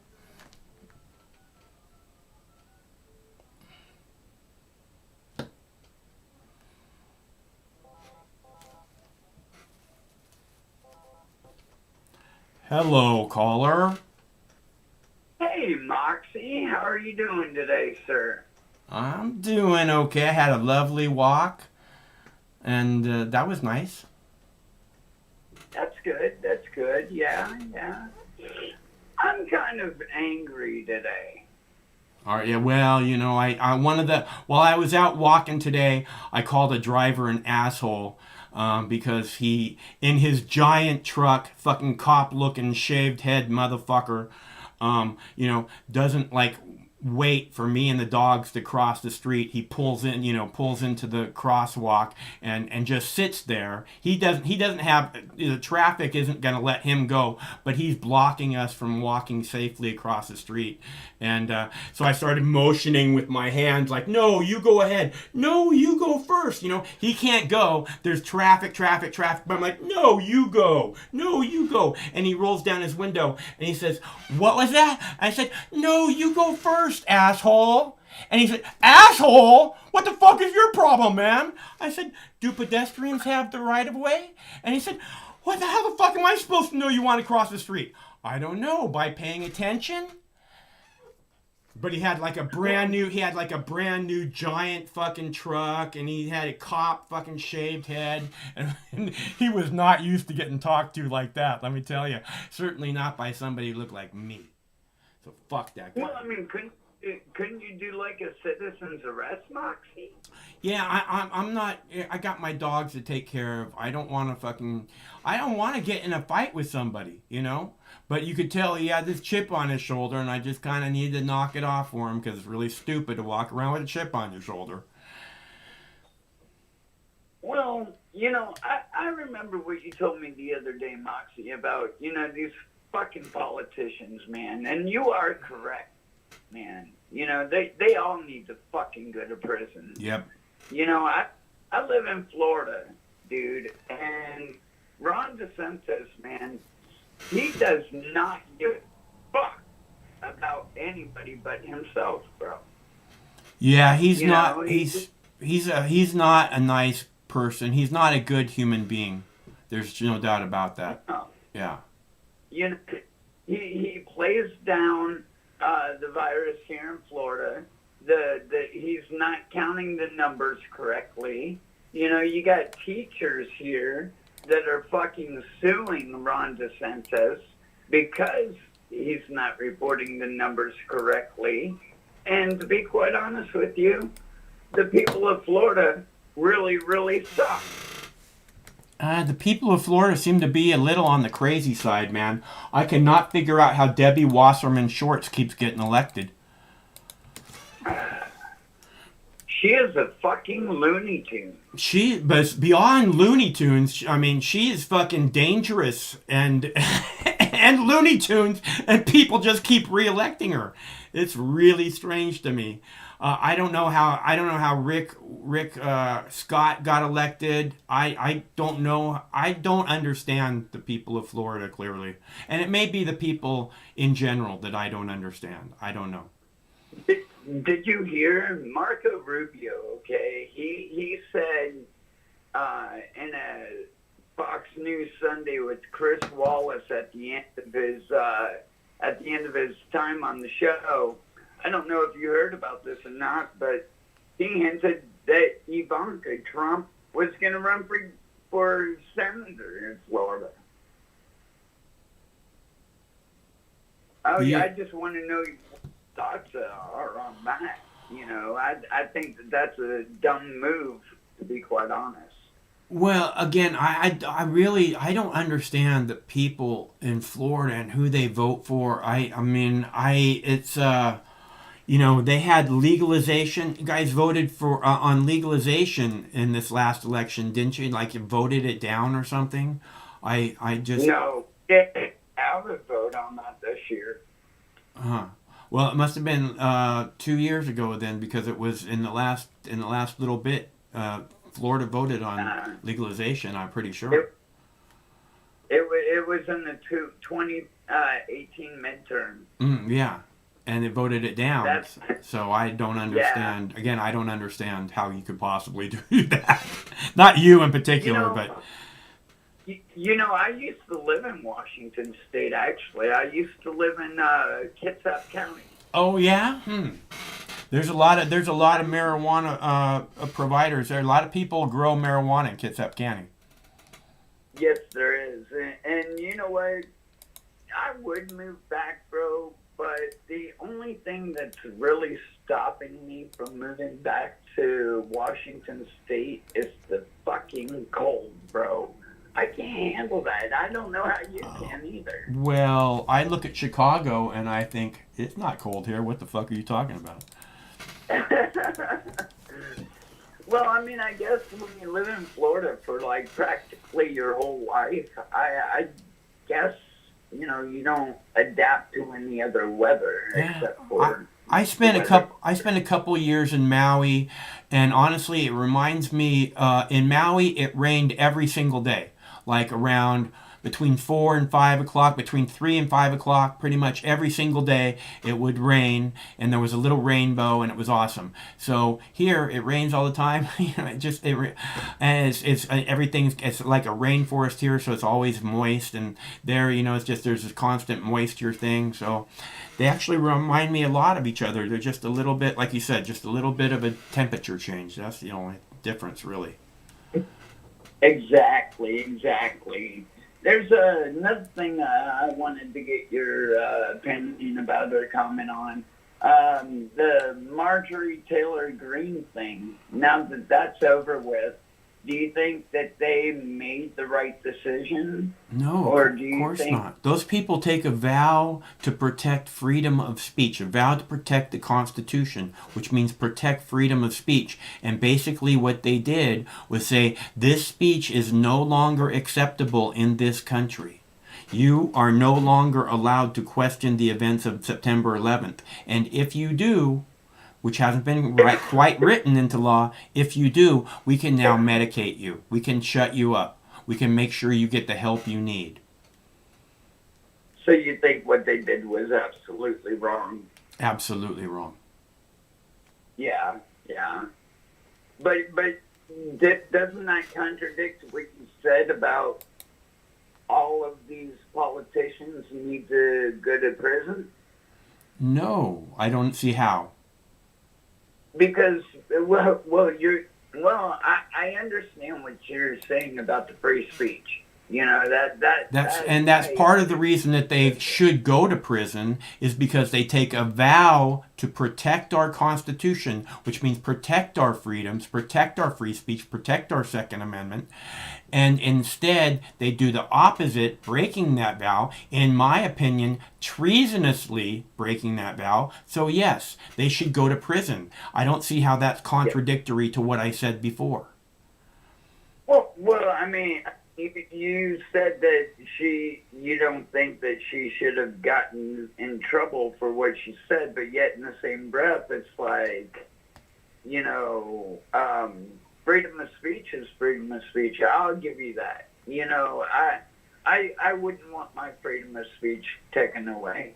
You know, what I'm saying to you right now, I don't want all that shit to be taken away.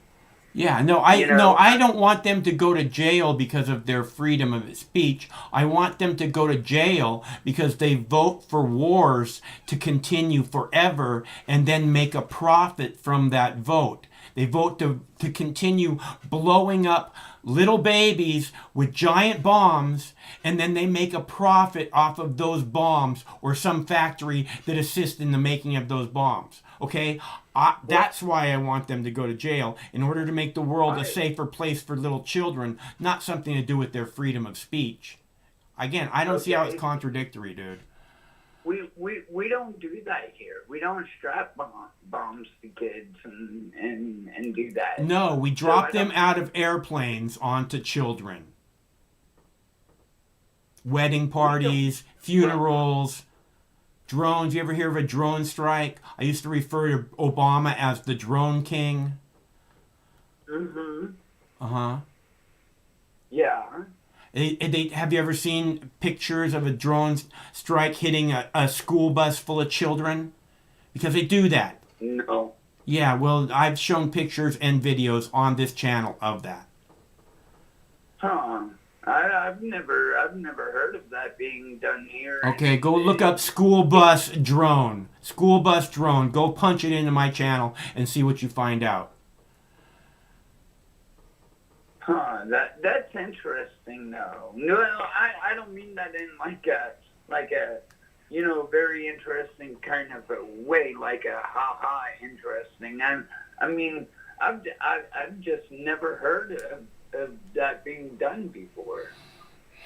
Okay, well, then you're very new today, and I don't mean to be insultive, but this is something that happens on a regular basis. Is that little children are being blown to bits by cluster bombs. In Afghanistan, they drop cluster bombs, which are illegal, and then the little children go to pick up the shrapnel so that they can make money on recycling it, and they find ones that are unexploded, and they die. Or they blow their arms off. Or they blow their legs. It's fucking disgusting, and it's done in your name with your tax dollars, and you want to tell me I never heard of anything like that. I mean, not here, no. But like I said, overseas, definitely. Like in Afghanistan, I've heard some wicked stories from a few friends of mine that have been in the military too, that, you know, they really don't want to go back to, you know, and I don't blame them after hearing everything. Like how they strap bombs to their kids, have them go into a store in Afghanistan, and for no reason whatsoever, yeah, and it's sick. I agree with you. You know, it's okay. The people in Afghanistan are not doing it for no reason whatsoever. They're occupied by a military force. Okay. Number two, the people they're not making a profit off of fucking killing their child to try and make a fucking thing. The people that are dropping the cluster bombs, not the people that are dropping, not the military, but the people that are owning the factories that make them, and the people who own stock in those factories are making money off of blowing up little children. Okay? And that's sick. And that's fucking, and that's okay. You want to focus on this thing where, oh yeah, in other countries they do that to children. No, our country does that to children in other countries in your name with your tax dollars. Okay, just so we're clear. Our country is the great Satan on this fucking planet. And we should fix that before someone else does. How do you suggest that we fix that, though. I mean, That's we send the criminals in Congress who vote perpetually for endless wars and then make profit off it to prison forever, to make examples out of them and to protect the world, to make the world a safer place for little children. We send them to prison forever. Nancy Pelosi, Chuck Schumer, Mitch McConnell, every one of those pieces of shit that votes for war endlessly for no reason except to make rich people more rich. They must go to prison, otherwise we will never get anything more than just the same. One more thing before I let you go. Your home state, Washington State. What do you think about Maria Cantwell? I've met Maria Cantwell. She is a horrible, lying human being.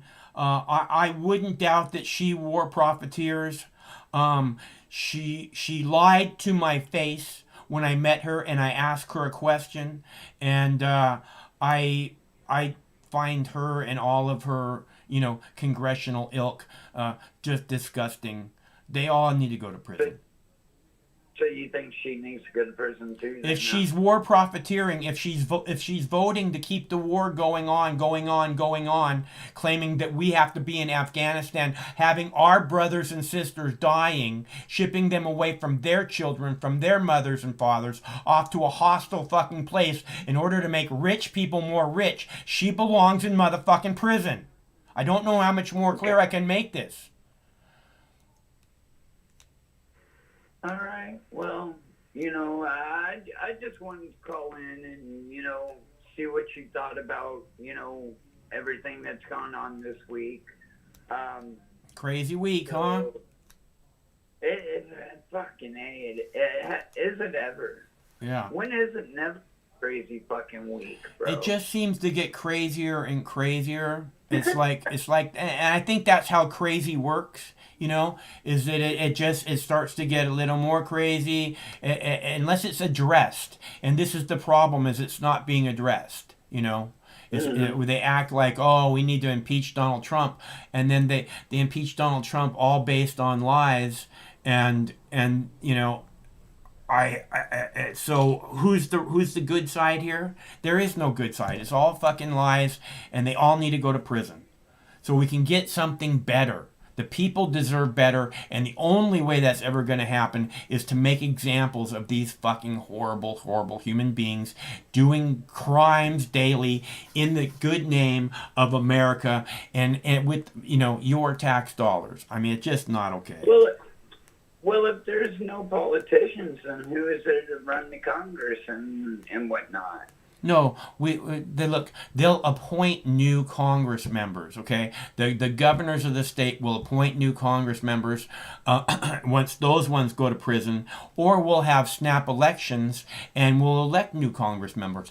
And for the very first time in my entire lifetime, those new Congress members will know that they better not fucking step out of line, and they better do the people's business. Because the people in Washington, D.C. right now who claim to be representing us and doing the people's business are doing anything but. And anybody who's paying attention can obviously, be aware of that. Do you think that we need another stimulus package? Of course we need another stimulus package. There's people fucking starving to death, man. Well, I saw today that the House just passed a $1.9 trillion COVID relief package. And I was asking a friend of mine today about the Senate, if, since the House passed it, do you think the Senate will? And he said, of course. So isn't that a good thing that, it would be a great thing if it was just about getting the people money, okay? But it's not. It's all this convoluted shit about getting all these corporations billions of dollars, You know, just give away to all their fucking donors, as opposed to the people need this money. The people are hungry. They don't know if they're going to be able to stay in their homes next month. You know, they need this desperately. Let's focus on that. Let's give them $1.9 trillion. They're not going to do that. You know, they're going to give away to these giant corporations who have giant bank accounts and, you know, and fucking are owned by rich people with even gianter bank accounts. But we got to make sure to funnel them billions of dollars. And then maybe, if you're lucky, you'll get a $1,400 check. You know what? I totally agree with you on that. I think that the people that are probably going to get evicted from their houses need a lot more money than $1,400 actually. Yeah, they need to have a regular. It's not their fault that this economy has been shut down. That it's not their fault that they've been ordered not to be able to go to work anymore. You know, it's not their fault by any way. So the government should be making sure that whatever it takes, they have the money to stay in their homes, to put food on their tables and feed their families. You know, there should be a universal income at least until the time of the COVID, until they stop their bullshit pandemic. Agreed. 100%. Yeah. 150% actually. But all right, man. Well, it was nice to talk to you, dude, and I'll try back on Monday and see what you've been doing. Right on. All right, stay cool. We'll talk to you soon. All right, Mike. See ya. All right. All right. I'm going to take a quick break here. I haven't been checking out the videos I've been playing for you. Let's see. I want to play a video about BLM in schools. How's that? Play a video about BLM in schools. Hold on just a second. This week is recognized across this country as a Black Lives Matter at School Week of Action. The idea originally started here in Seattle as an educational opportunity during Black History Month. One district is participating in several virtual events, but as Q13's Frankie Thompson discovered, these delicate conversations are still very difficult for some. Change towards equality isn't done just by marching in the streets. It also takes action in the classroom. When we see that there's been this disproportionate treatment in schools based on the basic skin color of students, that's not okay. And North Shore is proud to say, hey, we see each of our students, and this is important to us. North Shore School District joins communities across the nation participating in the Black Lives Matter at School Week of Action.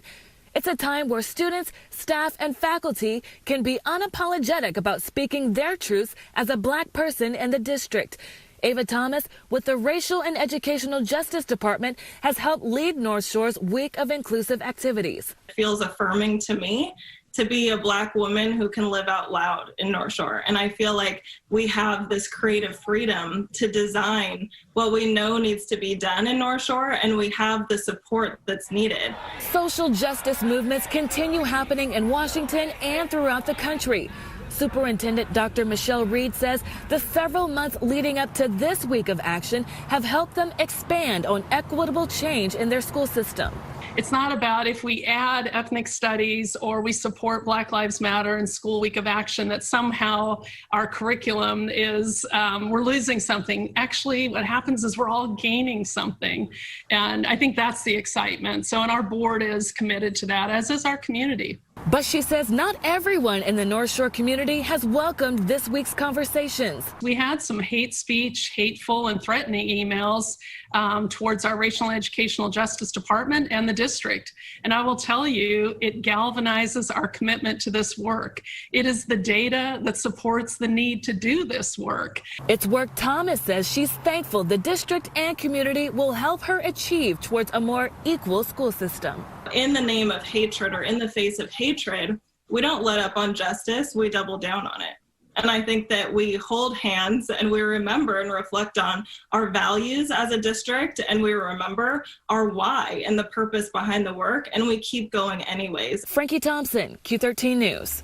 The district is wrapping up its week of action with one more community conversation. Tonight, a panel of Black administrators will be sharing their experiences in schools, and that starts at 5 o'clock on Zoom. So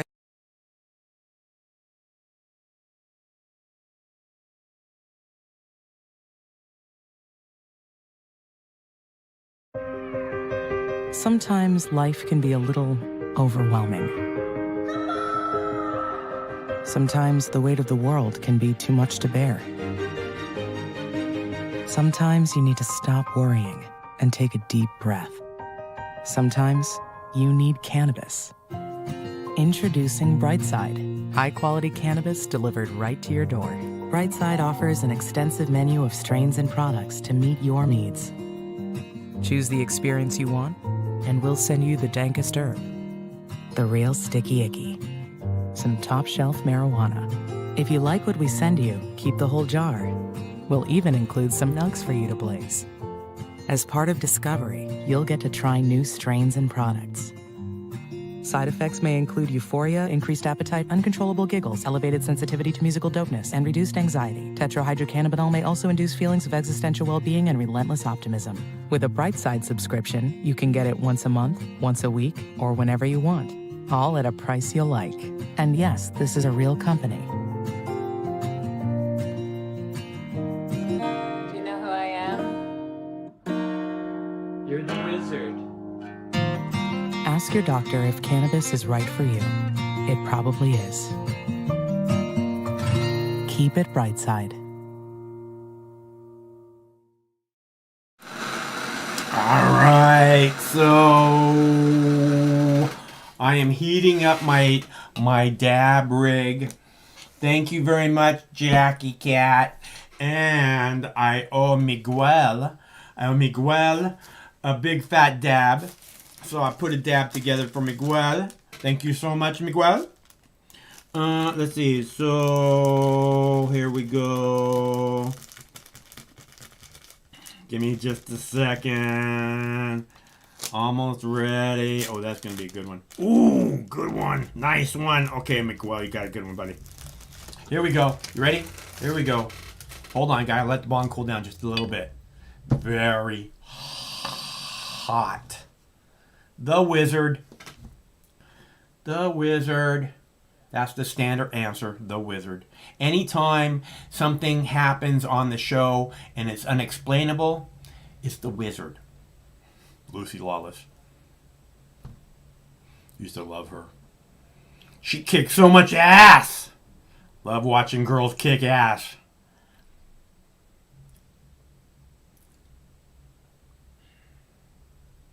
Alright, let's see where we going here. What are we doing?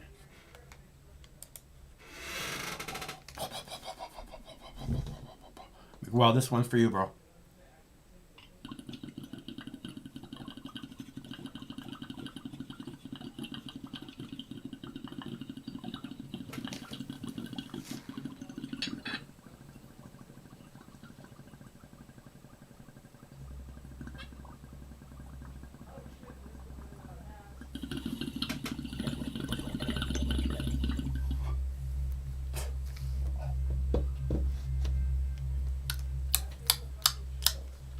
I don't know if it was that brownie I just ate but that tastes so sweet.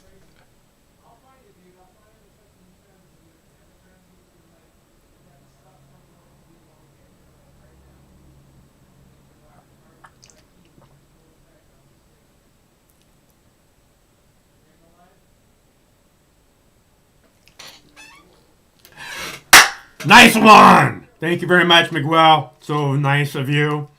And if anybody else would like me to do a dab in their honor, it is Dabs for Donations Friday. So far, we got one done for Jackie Cat. We got one done for Miguel. And I'd love to do one for you. The links are right there in the chat. Hello, caller. You were going to sing Violent Femmes, man. I thought you were going to sing Violent Femmes. Didn't you say you were going to sing the Violent Femmes? You sexy son of a bitch. No, it's not the Violent Femmes. It's just me. It's just me singing to you, Michael. Saying, Michael, you sexy son of a bitch. You sexy motherfucker. That's so much. He's the man. His name is Michael. Spreading the truth to the people. Tell them what the fuck is up. Being like fuck you to the establishment.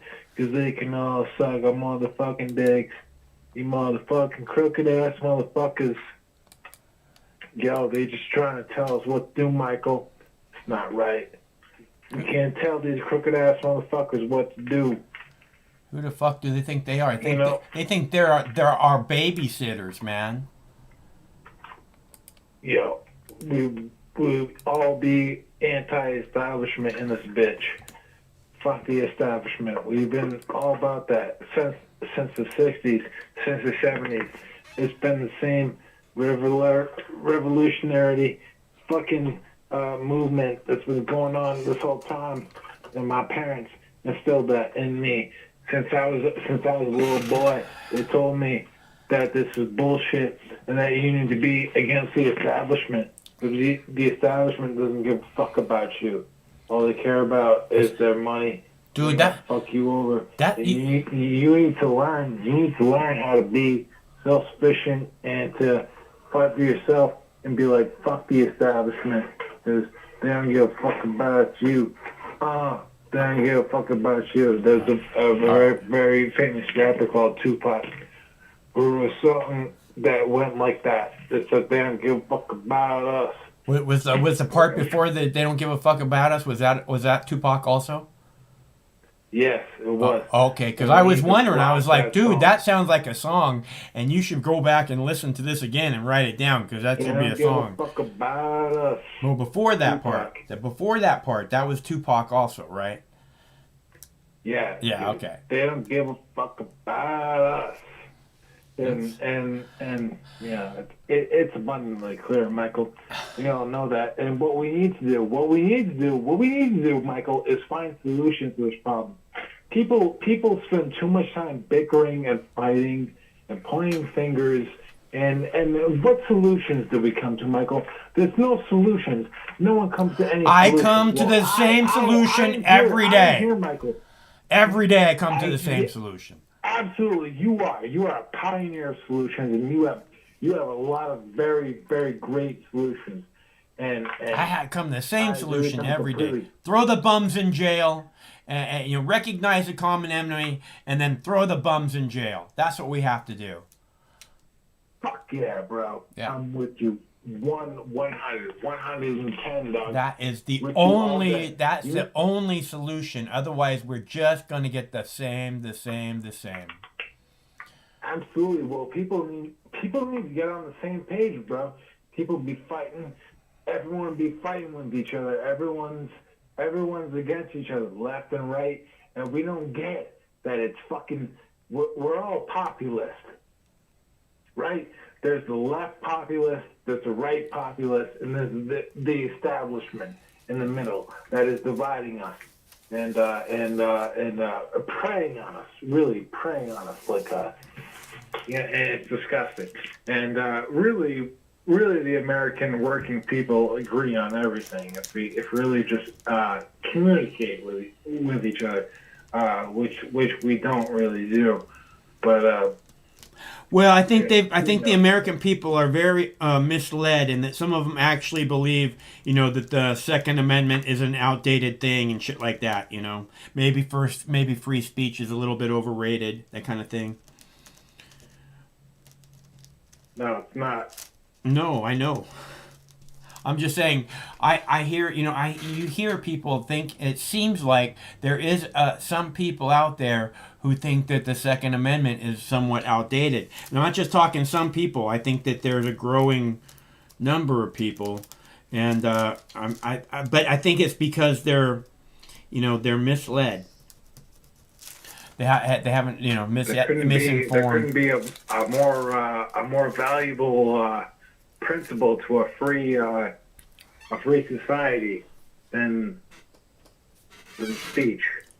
Speech is the most important thing. Speech is We can't foremost. censor people's speech, even if it pisses you off, even if you don't like it.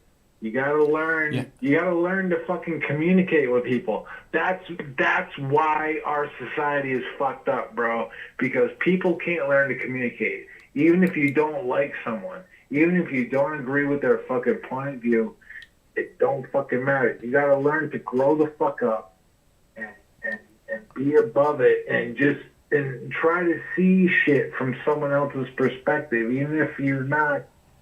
You know, that's what it's all about. We gotta try to be diplomatic, bro. And if we're not gonna do that, then we're never gonna get through this shit. Because if we don't do that, if we do that as people, then the establishment is gonna roll us over, bro. Well, it's kind of poning us at the moment. You know, we gotta do better. We gotta come together, and we just, that's what I keep saying is that if we can just recognize Fuck the divide and conquer. They're trying to divide and conquer us, bro. And they are, I'm and they have been for a long time. Sick and fucking tired of seeing divide and conquer fucking bullshit in the fucking economy. Republicans and Democrats agree on everything.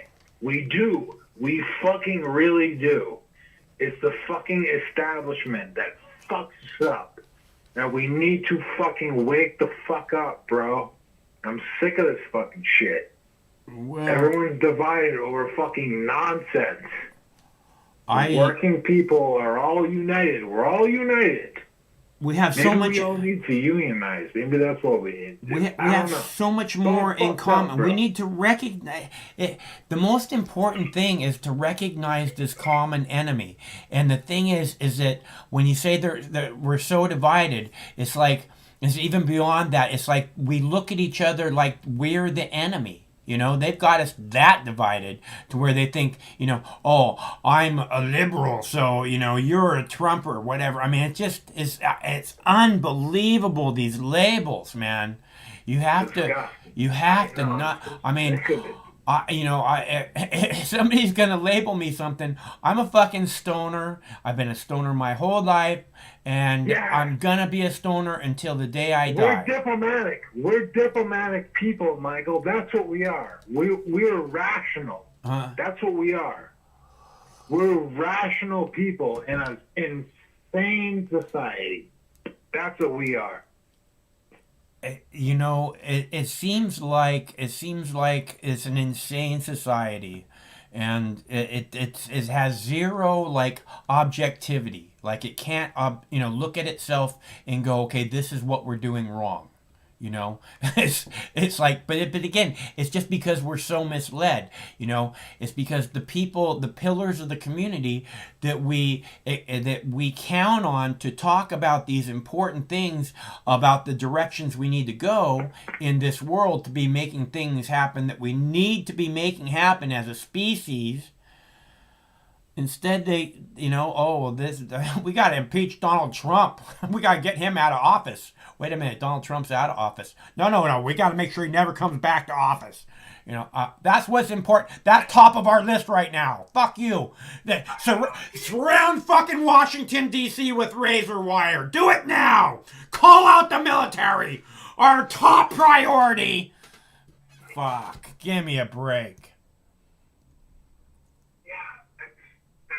That's exactly. You made my point exactly. That's exactly what I'm saying. Is that the establishment and the people that run our country don't give a fuck about us. And what is important is that we all stick together and continue to work hard to save this country as we have done, as we continue to do throughout our whole substance. As working people, we've made this country fucking great. You're kind of garbled. You're kind of garbled. I'm having trouble hearing you. Well, that's probably because it's Friday night, because it's had far too much alcohol. But I want to say is that the American people and our work ethic and we're hardworking people, bro, and we are what makes this country great, and we're gonna continue to make great. And fuck the establishment, fuck them. Well, we have all the power if we can just recognize the common enemy. I mean, I don't even think we have to come together except to recognize the common enemy, and then I think that would just be, We all do. I think we all know the establishment. Because if we can recognize the common enemy, then we can understand what the real problem is. Maybe we don't have to come together on all this other bullshit because we're not going to come together on crap like religion and shit like that. So maybe we can just come together on this this one thing that we have to find out what it is that's holding us down, and it's pretty obvious that the police state is what's holding us down. Was holding us back, was keeping this country from getting the things it needs, a 21st century infrastructure project, if not a 22nd century infrastructure project, just big visionary stuff, and we're getting nothing but repressed by an overzealous, for-profit police state. Yeah, you're right. That may be exactly what we need. You may be exactly right, Michael. Of course, what? I bet, Mike, there'd be a bunch of people that would say, "Well, that's just a bunch of unnecessary spending on." But our government has no problem spending billions of dollars on military industrial complex, horseshit, just to support our hegemonic, our whole empire across the whole world that our government is trying to establish. And it's bullshit. And what we need to do is focus on people here at home and stop trying to establish this whole. We spend so much money trying to establish an empire overseas. It's nonsense. We're fucking broke. It's stupid. Yeah. If we had government officials that really gave a fuck about us, they wouldn't support this kind of shit. Nonsense. So I'm 110% behind you, bro.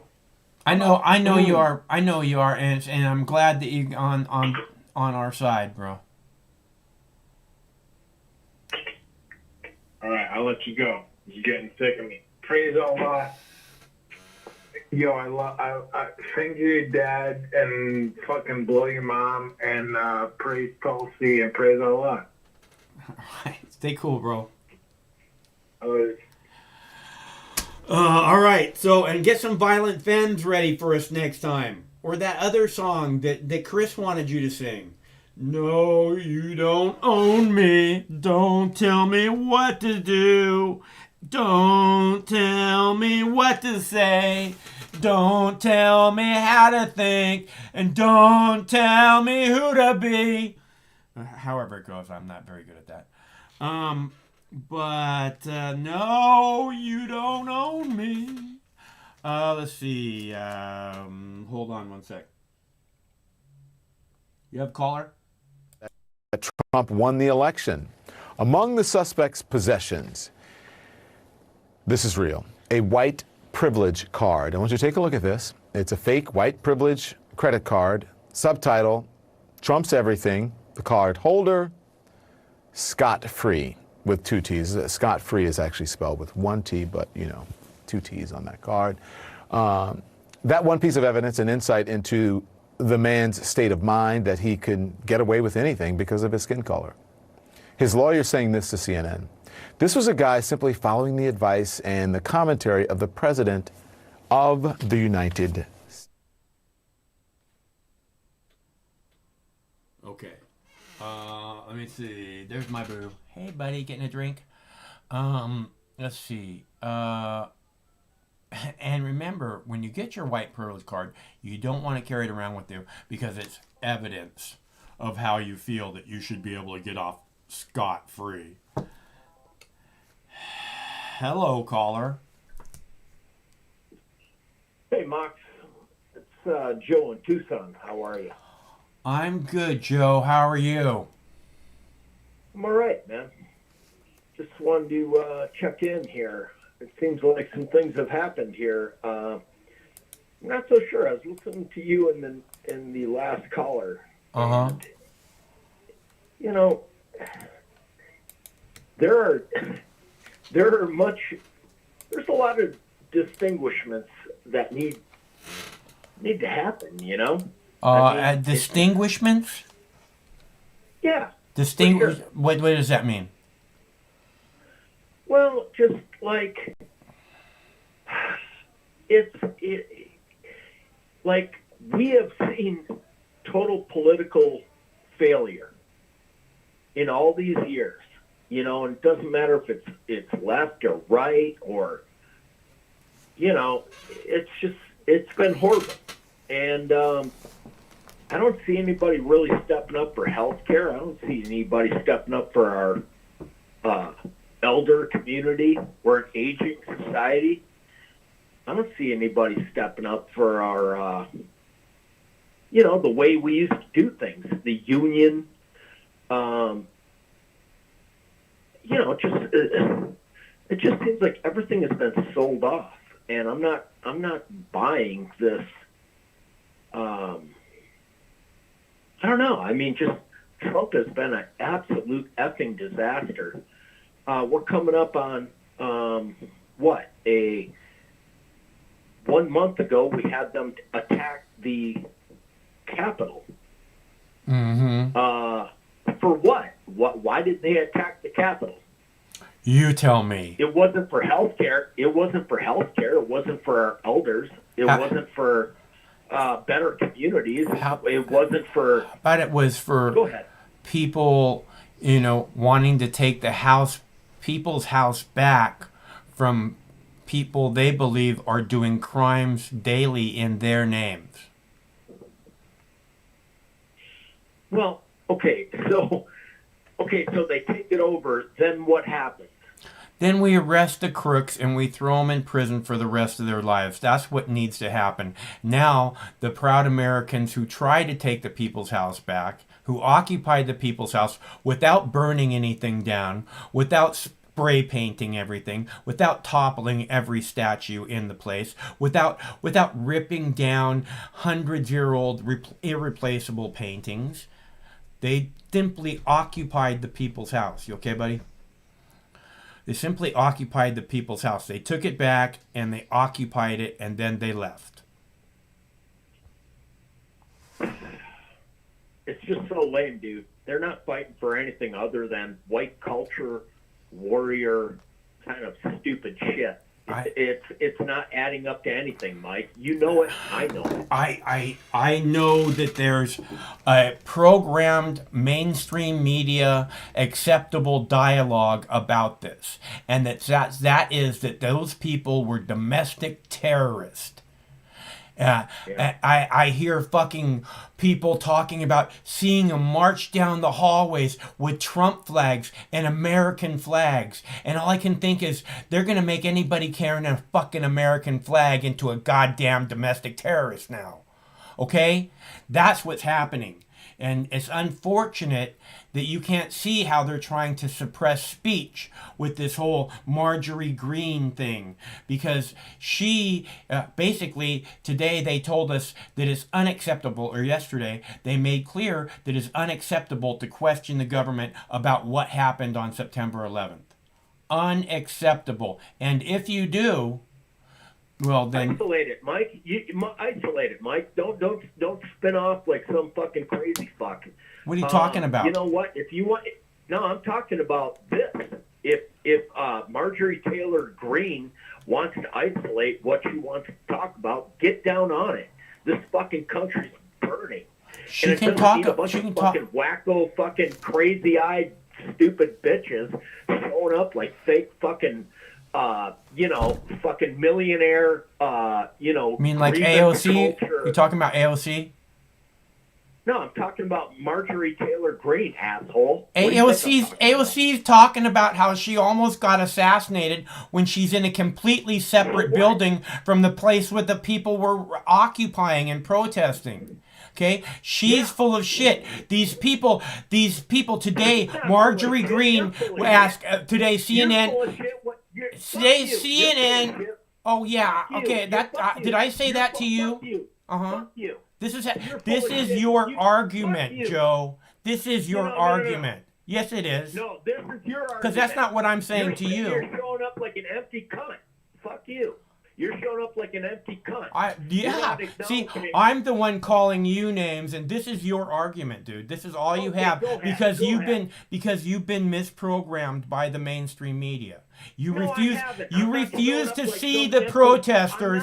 You refuse to see the protesters, as I've said over and over again, all summer long with the Black Lives Matter protest, and over with all the protesters for over a decade. Those people are Americans.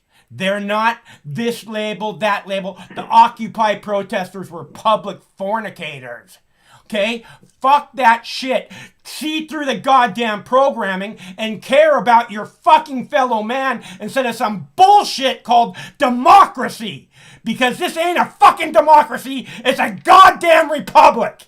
If we can keep it. Joe. No, asshole, listen to me. See, again, I didn't call you names. No, listen, asshole, let me tell you something. That's your argument. We the people are the government, okay? You can't sit here and show up and say that we're a republic, we're not a democracy. Fuck you. Okay, so you want endless wars of choice based on lies. Is that what you want, Joe? Because that's what the government has brought you. That's what your so-called fucking representatives have brought you for 20 fucking years. If you don't want we the people, you are sucking corporate dick, dude. I fight for we the people, and you kneel down to fucking politicians, Joe. I fight for we the people. We the people. Fuck you. Fuck the politicians. I want them thrown in jail. All of them. Not one side like you, Joe. All the motherfuckers who do crimes in our name every fucking day. Not the one side like you, like you're buying into. Again, this is your argument, Joe. Asshole, cunt, fuck you. That's your whole argument, Joe. Good luck with that, Joe. God damn. Okay? Look, man. That's his whole argument. I'm not going to let him say. I didn't call him asshole, cunt, stupid. I didn't call him any dumb fucking names. Okay? I said, you're buying in to the programming. Okay? We all know they call it programming for a reason. We all know it's hyped up. We all know all summer long and long before that, when the protesters have been in the streets, when the protesters have been in the capitals, the state capitals, when the protesters took over the Michigan state capitol with AR-15s over their fucking shoulders. And Pete, our good buddy, who I just got off the phone with a few minutes ago, called and said, what's up with all these right-wing motherfuckers? And I said, wait. What makes them right-wing, Pete? And he immediately dropped the right-wing thing. But it's again, they're Americans. These are Americans who, in the proud American tradition, they're brave Americans. They're standing up against a police state, a comply or die police state. They're standing up against that. To fight for a better tomorrow. To fight for our freedom. For everybody. Not just them. They're fighting for the future. If we, every day they chip away at our freedom. I say this over and over again. They, being the politicians, the powers that be, the police state. Again, either you stand on the side of freedom or you stand with the police state. The lines have been drawn. Those are your only two choices. That's it.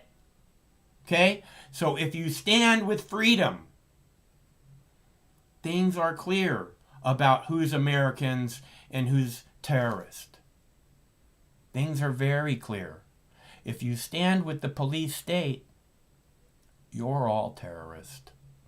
You're all potential enemy combatants. Any police officer will tell you that. That's who you are. That's how the politicians look at you. It's how the police look at you.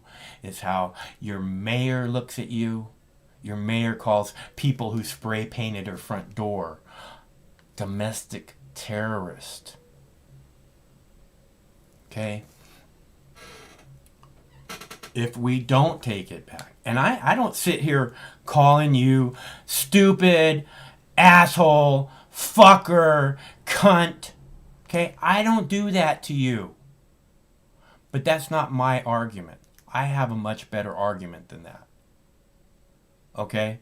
And Joe, if you'd like to call back and not call me names, I'll be happy to have a discussion with you, but I'm not gonna let you just call me names and call me names and call me names. Because again, I pointed out that's what your argument is, and you won't hear the words coming out of my voice. And your response to it is fuck you. That's your argument. I really thought you were smarter than that, Joe. So, if you'd like to call back and have a conversation, let me know. Or if anybody else wants to have a conversation, I'll be more than happy to talk with you. My name's Mike. This is my YouTube page, Mox News. My YouTube page, Mox News. And this is your Wake and Bake News at 7 p.m. We do this every Monday through Friday at 7 p.m. In case you're new, you want to be sure and set your notification bell. Otherwise, you might miss out on it. Let's see. Marijuana. That does sound pretty good. I don't mean to be... I'm not trying to be a dick to anybody. Again, I wasn't calling him names. Okay? I was saying, please see the truth. Please see the truth. Like I said to the people who would call and badmouth the BLM protesters all summer long. Say those are Americans, the CHOP protesters. I love the CHOP protesters. Those are Americans. I love the protesters, the armed protesters who take over the Michigan Capitol. I love that.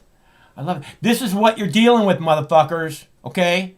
We have fucking assault rifles. Okay? And we know how to use them.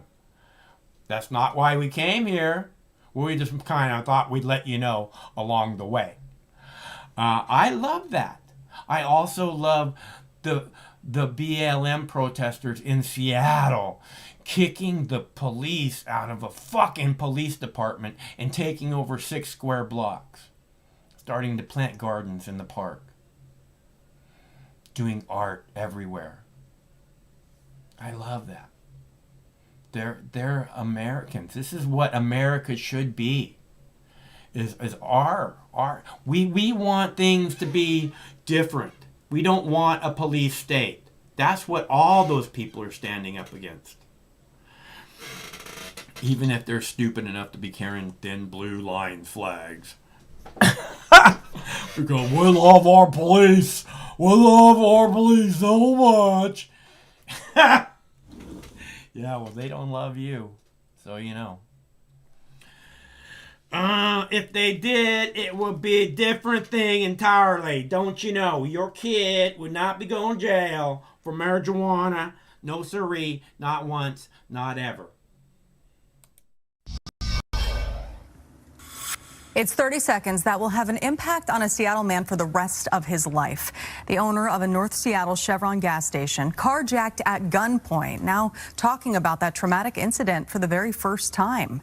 The man who stole the victim's car led police on a high-speed chase until he crashed in the waterfront area. Q13's Hannah Kim has the interview with the victim and the latest on the suspect who's been cycling in and out of the criminal justice system. And he had the gun pointed right between my abdomen and my chest. So he had it this level and right dead on. Phil Salmon's adrenaline is still pumping. How can it not when someone points a short barrel shotgun at you up close? I kept saying, it's cool. We don't need, just take it easy, take it easy. And all this time his finger is on the trigger. The whole time his finger is on the trigger. It's one thing to hear the victim speak about the armed carjacking. It's another to see it. That's Phil in his GMC Denali Wednesday morning, just arriving at the Chevron gas station he owns in North Seattle. Phil says he sees a man parked looking over at him, and he asked if the man needed help with anything. And he turned with a shotgun like this, and he said, "You're freaking right, I need something. Give me your keys." So then he started walking towards me, and he says, "Give me your freaking keys." So I'm backing up. I take about 3-4 steps back, and then again he says, "Give me your freaking keys. I'm gonna freaking kill you." Prosecutors say Leonardo David Ortega is the carjacking suspect. After Phil gives Ortega his keys and backs off, you see Ortega move something from his old car into his new stolen ride, taking off. In the end, Seattle police end up catching him after a pursuit, but multiple cars were damaged, including Phil's car. I don't want to get too political, but this defunding the police thing is just ridiculous. I mean, I would like to see send a social worker out and deal with this guy. Ortega is a repeat offender with 7 convicted felonies, and court documents state that SPD was investigating him for 2 other armed carjackings prior to Phil's incident. And we have seen a steady increase in crime, and I'm embarrassed to say I'm from Seattle. It's just, that's how bad it is now. And I'm just hoping that somebody wakes up and we turn the corner and start, but you got to start addressing the crime. And if they don't, things like that happen to me, it's just going to be an everyday deal. In North Seattle, Hannah Kim, Q13 News. Man, that guy is so lucky. Charges are expected to be filed next week. Ortega just had a bail hearing a short time ago, but refused to show up, so he will remain in jail until his next hearing, which is set for Monday. Man, you see that shotgun? That was fucking scary. Pull that out of your fucking coat. Everybody's eyes were gonna go boo. That guy was like, defund the police. Those people are crazy. You see that truck he's driving? That's the truck that all the cops drive when they're off work. They all drive trucks like that. Defund the police. How did the police just do anything to help you, protect you? What did they do? They got your truck crashed into a fucking another vehicle. I don't know. They did some kind of pit maneuver on the truck, and the guy crashed it into something. But people could have been hurt. Counting on the police, they're not protecting anybody. They're not protecting anybody. This woman just got raped downtown the other night in a very well-lit area, waiting for a bus. It's or at least that's what the news story said. Yes, defund the police. Let's break down that money. Or at least fund these other things properly. The mental health services, the people who come out and talk to these people that are, dangerous. We're just not being protected. That's what I'm saying. So I don't know. What, you want to give the cops more money so they can go out and not do their job? I don't get it. It bothered me that one little part. I mean, the guy did everything right though. If the guy, if you get into that kind of situation, just be like, stay cool, man. Whatever you want, dude. Here's the keys to take it. I'm backing away. He really sounded a lot like a cop actually. I bet he's got a lot of cop friends. Defund the police. Yeah, they're not doing their job. You just got fucking carjacked in the middle of a parking lot. How are the police protecting you in any way? Yes, defund the police until the police start doing their job. Better yet, let's just end the goddamn drug war, okay? If we end the drug war, then then people who need their fucking drug fix will be able to get it for $1. We won't have to worry about them having to commit crimes to get their drugs. We probably just give it to them, get them in a program or whatever. People who want help can then get help, and the criminal gangs will have all their money taken away from them. So all this crime will end.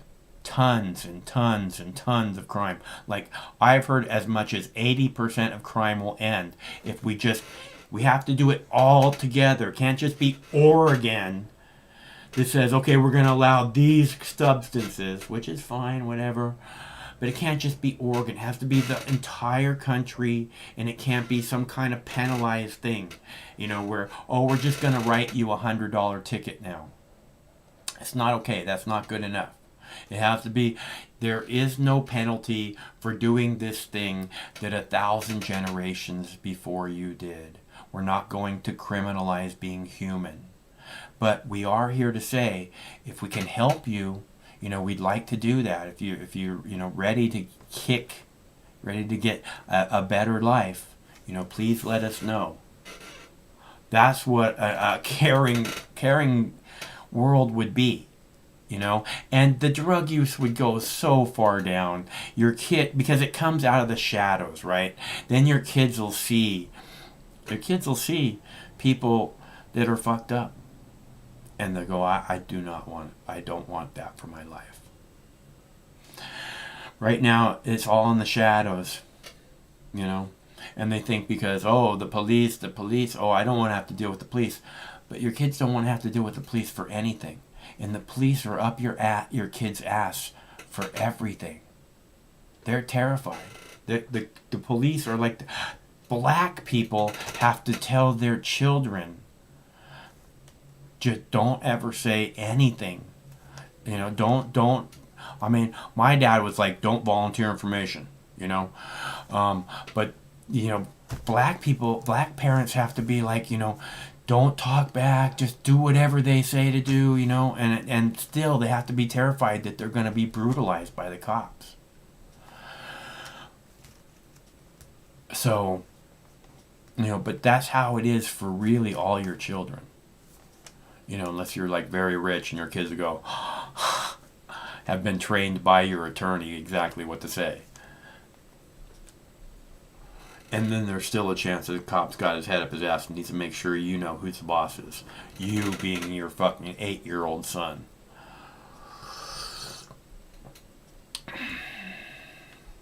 All right, so you ready for another? Anybody want to call? Anybody want to? Are we done here? I can play more videos. Oh, I have a video here about Biden provoking China. Again, say hello to the new boss. Did I already play this video for you? Biden provoking China? I don't think I did. Say hello to the new boss, same as the old boss. All right, there are security breaches. Then there, like the one that happened now at Joint Base Andrews. That one, it just falls under the category of bizarre. I don't know how it happened in the first place. Jennifer Griffin has more from the Pentagon. Jennifer. Hi, Neil. Well, we've just learned more details about the adult male intruder that breached security at Joint Base Andrews, home to Air Force One outside Washington, D.C. The man, who the Air Force says had several warrants for his arrest, was caught exiting a C-40 plane like the one used by the Vice President, Defense Secretary, and congressional leaders. He was caught yesterday afternoon. The 737-style plane has an exterior that looks similar to Air Force One. We now have learned the Air Force has launched an IG investigation and worldwide review of security measures at Air Force bases and flight lines around the world following this alarming incident. Meanwhile, in the South China Sea, for the second day in a row, the USS John McCain, a guided missile destroyer, conducted a freedom of navigation operation that has already gotten the attention of Beijing. One day after sailing through the Taiwan Strait, the USS McCain sailed near the disputed Paracel Islands, this time while shadowed by Chinese warships. China immediately denounced the U.S. move and sent air and naval units to follow the ship and warned it to retreat. All interactions were safe and professional, U.S. Navy officials told Fox News. This is the first freedom of navigation operation in the South China Sea since President Biden took office. These are international waters, and that we, like every other nation, has the right to operate, to sail, to fly in international maritime space and airspace. A spokesperson for the 7th Fleet made it clear that China was the target of this operation. Quote, as long as some countries continue to assert maritime claims that are inconsistent with international law as reflected in the 1982 Law of the Sea Convention, and that purports to restrict unlawfully the rights of freedoms guaranteed to all states. The United States will continue to defend those rights and freedoms. That, according to the 7th Fleet spokesperson. A Chinese Foreign Ministry spokesman said Beijing is closely watching the movements of the U.S. Navy amid the warship's operation. China will continue to maintain a high level of alert at all times, respond to all threats and provocations at all times, and resolutely defend national sovereignty and territorial integrity. It is hoped that the United States will play a constructive role in regional peace and stability, not the other way around. The Paracel Islands, Neil, remain a fiercely contested area, with China, Taiwan, and Vietnam each claiming sovereignty since 1974. Back to you. What could possibly go wrong there? All right, Jennifer Griffin, thank you so much at the Pentagon. In the meantime, you heard Dr. Anthony Fauci said in an ideal world, everyone should be vaccinated now before they can get back to doing anything that appears like a normal life. But that is not happening right now. A lot of teachers are refusing to go back. What could possibly go wrong? That's the perfect answer. And, you know, they talk about it being disputed territories, and and all I can think is, it's the South China Sea. I mean, maybe it's not even called the South China. Maybe it's just called the China Sea. And if people want to have disputed territories in the China Sea, okay, but I don't think the United States really has to have anything to do with that, right? I think the United States could just kind of stay out of the way of what happens in the China Sea, don't you know? But that's just me. I'd just like to see our money spent different ways, like Pete was saying earlier. Okay, so I have a couple more videos left. And they're good videos. I want to make sure that you guys see them. But time is short. If you want to call, the time is now. It's 805-669-6397. And the reason being is because there's a new casino that just opened, and Craig wants to go to casino. So I don't want to keep Craig from going to casino. He wanted to go the other night, and he didn't get to go because I think we kept him up too late. So on a Friday night, we got to let him go. But he is more than willing to stick around for a little bit and take calls if you guys want to call. Otherwise, we're not really getting your voice out, are we? And that's what this is all about, as was stated at the beginning of the show in a 10-year-old video. Let me see. Okay, we'll do... I'm going to do this one because I thought it was interesting. Dramatic video tonight of a high-end crime spree in New York City. Hundreds of thousands of dollars worth of merchandise being walked right out of the front door as thieves rush in and ransack shops. They're targeting luxury retailers in Manhattan's trendy Soho neighborhood, as the National Retail Federation says losses from organized retail crime has now topped $700,000 for 5 straight years. News Nation correspondent Tom Negeman live there tonight with more on this story. Hey, Tom.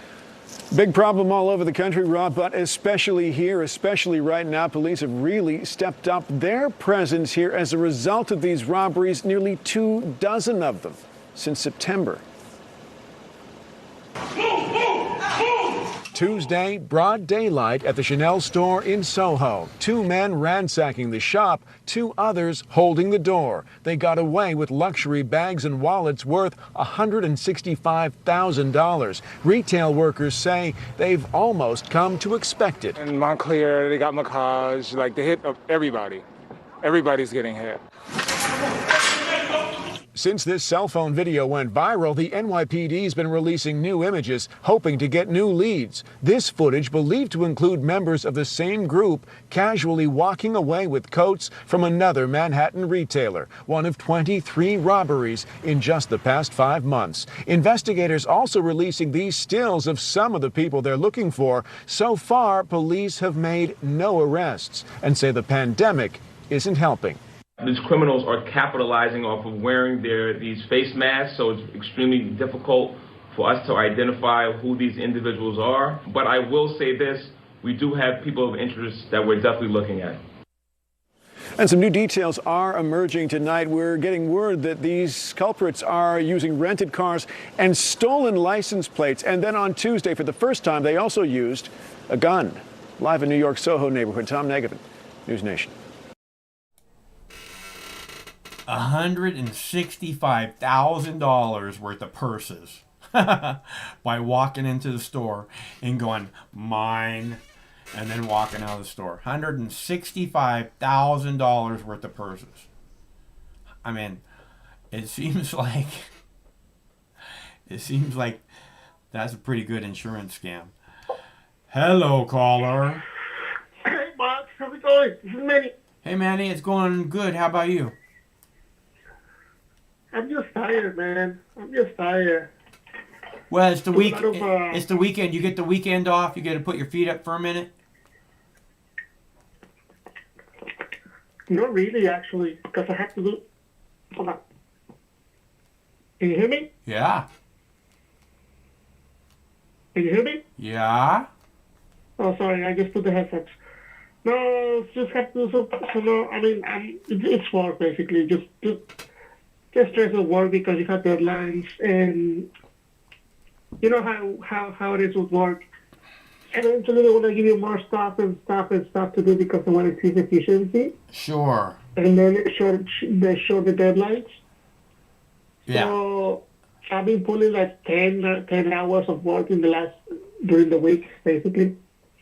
I mean, I do finish though, but still, like, since you're not used to it and you're doing it the first time, it's exhausting though. But eventually with practice and then you build that muscle memory, it's just going to go fast. But I mean, since I'm starting, it's taking me a while to even finish, basically. But it's just the way it is, man. It's just the way it is. It is what it is, yeah. Anyways, so I heard you were making fun of certain chosen people of the place. Making fun of who? Of certain chosen people. No, that's not true. I did a Monty Python. I did a line from a Monty Python movie. I'm not making fun of any groups of people. Not even the chosen ones? No, I'm not making fun of people. Okay, that's good. So what do you think about this representative that lost all the Congress seats? No, the committee. I think that she's being used as an example of what is acceptable and not acceptable speech, and that all the people that voted to remove her, to say that speech is not acceptable, should be put in prison for breaking their oath to protect the Constitution. What do you think? I actually agree with that, man. Yeah. I mean, one thing is believing this QAnon. So for those people who have no background in it, apparently some guy on 8chan or Acon start posting messages about like the deep state and stuff, and it always ends with the signature Q. Thus the name is QAnon or Anonymous Q because it was somebody on 8chan or Acon was posting these messages about like, and it sounds like he was inside the government. Try to overturn what is called the quote-unquote deep state. Yeah, a lot of people, I know a lot of people thought that there was insiders behind Q. A lot of people thought there was insiders behind Q. Go ahead. Hello? Yeah, I mean, I guess what people need to ask themselves is the real question, and this is something that I really ask myself for real. Who was this QAnon? What is QAnon? Who was it though? If he really existed though? Who was the person behind the keyboards putting those messages on 8chan and Acon that really turned the right to go schizophrenic though, like to Alex Jones' levels of schizophrenia? I really want to know whose identity of this QAnon person. I thought that it was like a whole bunch of people, like a network of people, like hundreds of people. Well, I mean, I'm not talking about like the people who follow it. No, QAnon. I'm talking about people like who the make actual posters. Yeah, people who make posts. I thought it was like a whole lot of people. But I don't know anything about QAnon. So I mean, like you were saying, I heard, like you said at the beginning, or as we were starting to hear more and more about QAnon, that it seemed like there was some insider information that was definitely getting posted. Yeah, and that's what I think. Somebody in the Trump administration or somebody close to Trump, according to the Post, was posting about all how rotten the world is, what he said, and like to trust the plan that they're gonna arrest Hillary and they're gonna put people in jail for treason and stuff. So a lot of people are actually condemning the movement, but they're not asking themselves who was the person behind those messages. Who is the actual identity of QAnon? Because what's going on right now is just pure distraction, man.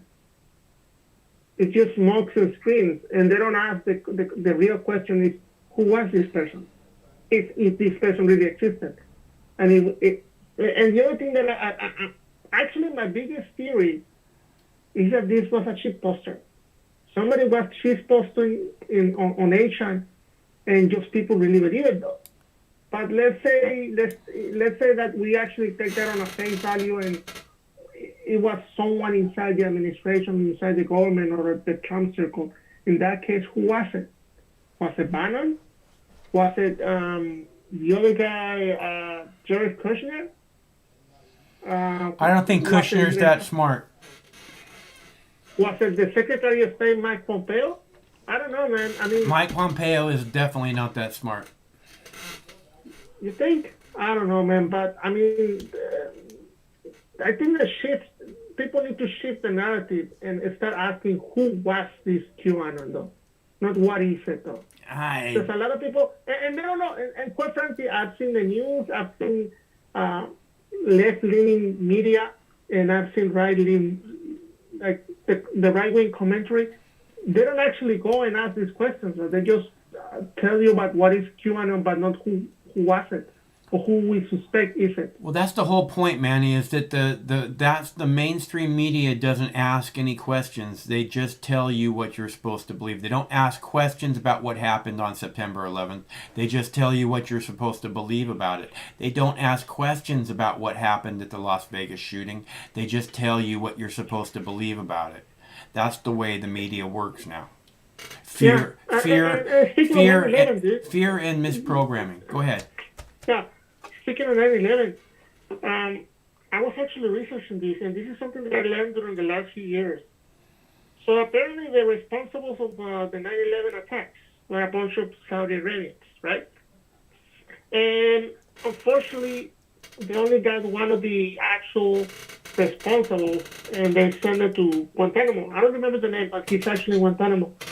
The other, 19 people are actually dead. The actual responsible people. So I was reading about the whole 9/11 history, and apparently in the 80s, when the Soviet Union invaded Afghanistan, we supported a bunch of rebels, the Mujahideen, that's what it's called, I believe. Right. Yes, and apparently these are very, very fundamental people, like Islamic fundamentals, I believe, right. They want to build their own caliphate and stuff. And we actually supported them, though, because we call them the freedom fighters. Yeah. And apparently,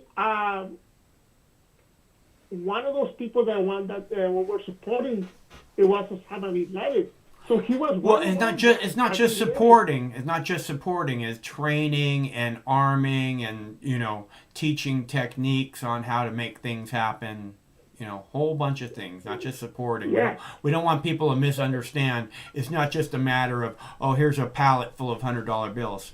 They certainly did that, but they also said, and here's a pallet of machine guns, and here's a pallet of IEDs, and here's how you make IEDs when you run out of them, and all that. Well, he was one of those guys. He was on our side in the 80s. And suddenly 9/11 happens, and he's the biggest enemy ever since Hitler. Well, the Mujahideen, I can't have trouble saying that word. The Mujahideen,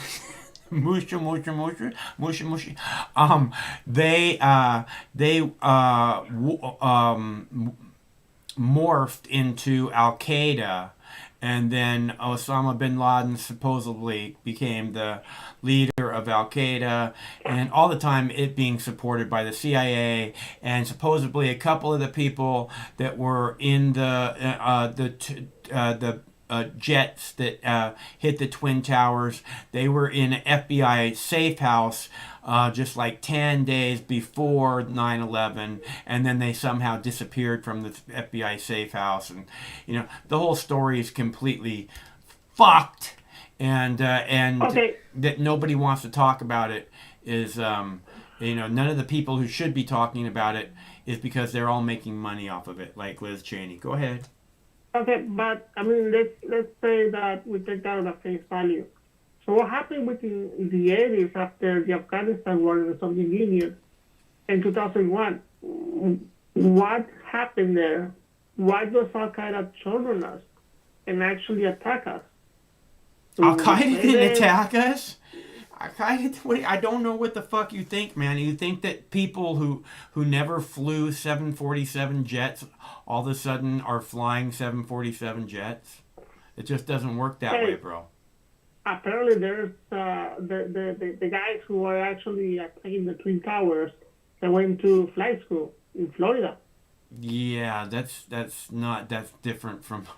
They didn't fly those big jets. They never flew those big jets. No, they were flying Cessna, which that actually doesn't make any sense though, because flying a Cessna is not the same as a 747. No, it's not. But again, I wonder, and I think the main question is what happened between after the Soviet left Afghanistan until 9/11? What turned Al Qaeda against us? Why did they turn against us, the Mujahideen?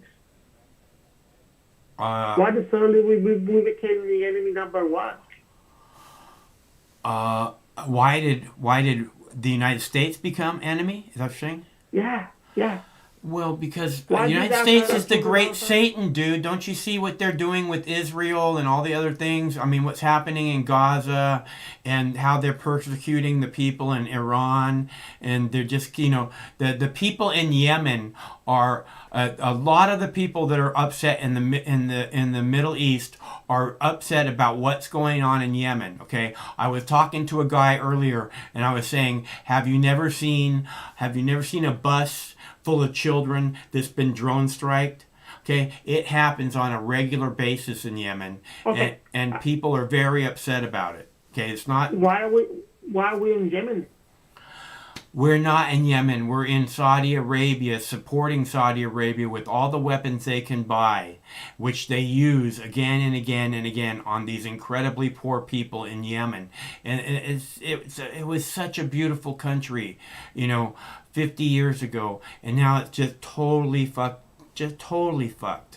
And it's just it's 100% because of the United States, our tax dollars, and our fucked up piece of shit government. Now, but why Yemen? What's going on in Yemen that made the Saudis attack them? Look, I don't know what's going on in the Middle East with all their fucking issues that they have. Okay, I don't. I know very little about the Middle East, but I'm willing to admit that I'm not from there. I don't know people there. I know a few people from there, but it's not. I can't tell you exactly what's happening, but I do know that Saudi Arabia has been bombing the shit out of Yemen since right around September 11th. That's weird. I don't know, man. I feel like we just being played all over the place. That's what I feel.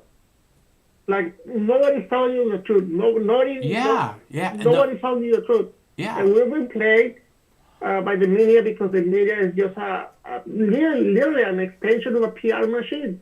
Yeah. They're not even giving you the real news. They take their talking points directly from the White House and the Pentagon. Yeah. And sometimes they do it because they wanna have like insider information, or they want to like create trust with the contacts. No, they do it, Manny. They do it. They take their talking points from the White House and the Pentagon because that's what their job is to fucking to. They're not there to tell us anything. They're there to spread the propaganda and the programming that the Big Brother wants them to spread. That's all there is to it, and you know that's fact at this point, Manny. I know. Especially with the whole game stuff saga, you realize that the news media like CNBC, Bloomberg, and the financial websites are just like cheerleaders of the hedge funds, and they're trying to fuck up the little guys. Yeah. The Wall Street bet traders. And well, they're owned by the big guys, so of course they want to fuck the little guy. Yeah. It is, man, and it's sad, dude, because they used to be like very credible, and I used to follow them like in a dogmatic way when I was in business school, man, because like all these are the geniuses and they know what's going on. There's still information. There's still information to be had. It's like even there's still information to be had from these outlets, even from places like CNN and Fox News and MSNBC. They even those people have, if you're able to dig through the bullshit, which I don't recommend because it's just not healthy. Really, news is bad for you. When I ask these people, when I ask someone, how many hours of CNN or Fox News do you watch a day? It's bad for you. You want to watch just a little bit of it. So, but just watching CNN during the Trump era, man. I mean, just watching CNN during the Trump era was so depressing and so demoralizing. Though. Yeah, did you see? Keep attacking the guy 24/7. Did you see the dumbest thing ever? Did you see that? I mean, they don't even focus on like the real issues. Do you see that Rep. Green today, the Congresswoman Green? She had a press conference, and the first people to ask her a question was CNN, and they asked her about if she was going to apologize for this and this and this, and she said, "Well, has CNN apologized for months and years of the Russia hoax? Because the Russia thing was a complete lie, and which went absolutely nowhere, and CNN's never apologized for how many thousands of hours programming did they do of that they just wasted people's time and lied to them and misled them and misprogrammed them over and over and over again because they refused to do any research because this is what their job was to destroy this sitting president, to keep this president from making anything happen that he wanted to make happen. They were very threatened by him. It didn't make anything happen. I don't know what the problem is. It's happened. Yeah. Oh, by the way, there's this Time Magazine article that just came about 2 days ago. Like they actually outlined the way how they steal the election to Donald Trump. Look it up. Hold on, let me look it up on my phone. Time Magazine. Come on. Okay. The secret history of the shadow campaign that saved the 2020 election. Look it up. Really, it's a good read. They actually confess and tell you what, like line by line, how they actually manipulated and changed the law and cheated the system so Trump will lose. Yeah. And apparently, there's a gentleman agreement between the FL, what's it called? The union organization, AFL-CIO, and the Chamber of Commerce. Like an actual agreement. They actually work together. Yeah. The FACIO and the Chamber of Commerce to defeat Donald Trump. Yeah, all these people. I mean, they, the tech, the big tech, and the news media. They all conspired to keep all the Hunter Biden stuff suppressed. Okay, I just put it on the chat if you want to read it, man. It's extremely interesting to read it. Okay. But at the same time, it's very depressing and demoralizing, because, I mean, we're supposed to have free and fair elections, and these people just cheated us. I agree, and this is what I keep saying, man. Is that these places like Facebook? I really love faith in the system. Man. Yeah. Well, don't worry, man. And what we have to do is we have to recognize the common enemy, as I've been saying again and again, so that we can come together to take our country back. Because the enemy is in Washington, D.C., and they hate us all. Yeah, man. That's the other thing, though. Like, they hate us so much that they have to leave 5,000 National Guards permanently with wire fences and razor wire. Yeah. I have that video coming up, man. All across the Capitol. Dude, it's like, it looks like one of those Iraq green zones or like fortified areas. Oh, like, for remember sure. back in the mid-2000s? Yeah. How they had like a special zone in Iraq called the green zone? Yeah, they still have that. They still have the green zone in Iraq, Manny, so you know. It's extremely sad, man. And they're supposed to be the good guys. The Democrats are supposed to be like the good, caring guys, and these people are like the biggest. I know. They're fascists. They're all the same, Manny. They You really can't look give either side more credit. They're just horrible, both sides. All right, Manny. It's good to hear from you, bro. This really makes me hate Democrats more, dude. I mean, I didn't like Democrats because I think they were misguided. No, it's just the same, man. They're all working. Manny, they're all working together to screw us over. You know it's true. You see it happen again and again. Okay, so don't give one side credit more than the other. I'm disappointed of like this. Yeah, I'm really disappointed of the Liz Cheney and even Mitt Romney, man. I voted for that guy. I was in Salt Lake City back in 2018, and I voted for him for the Senate. And I'm extremely disappointed with him, man.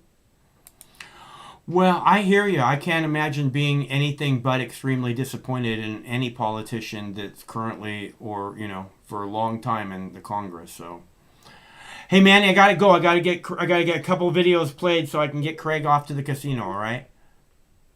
All right, man. I'm posting the link so you can read the Time Magazine article because it's really interesting. Okay, cool. I highly recommend you to read it after the show. Okay, right on. Thanks a bunch for calling. It's good to hear from you. Take it easy. See ya.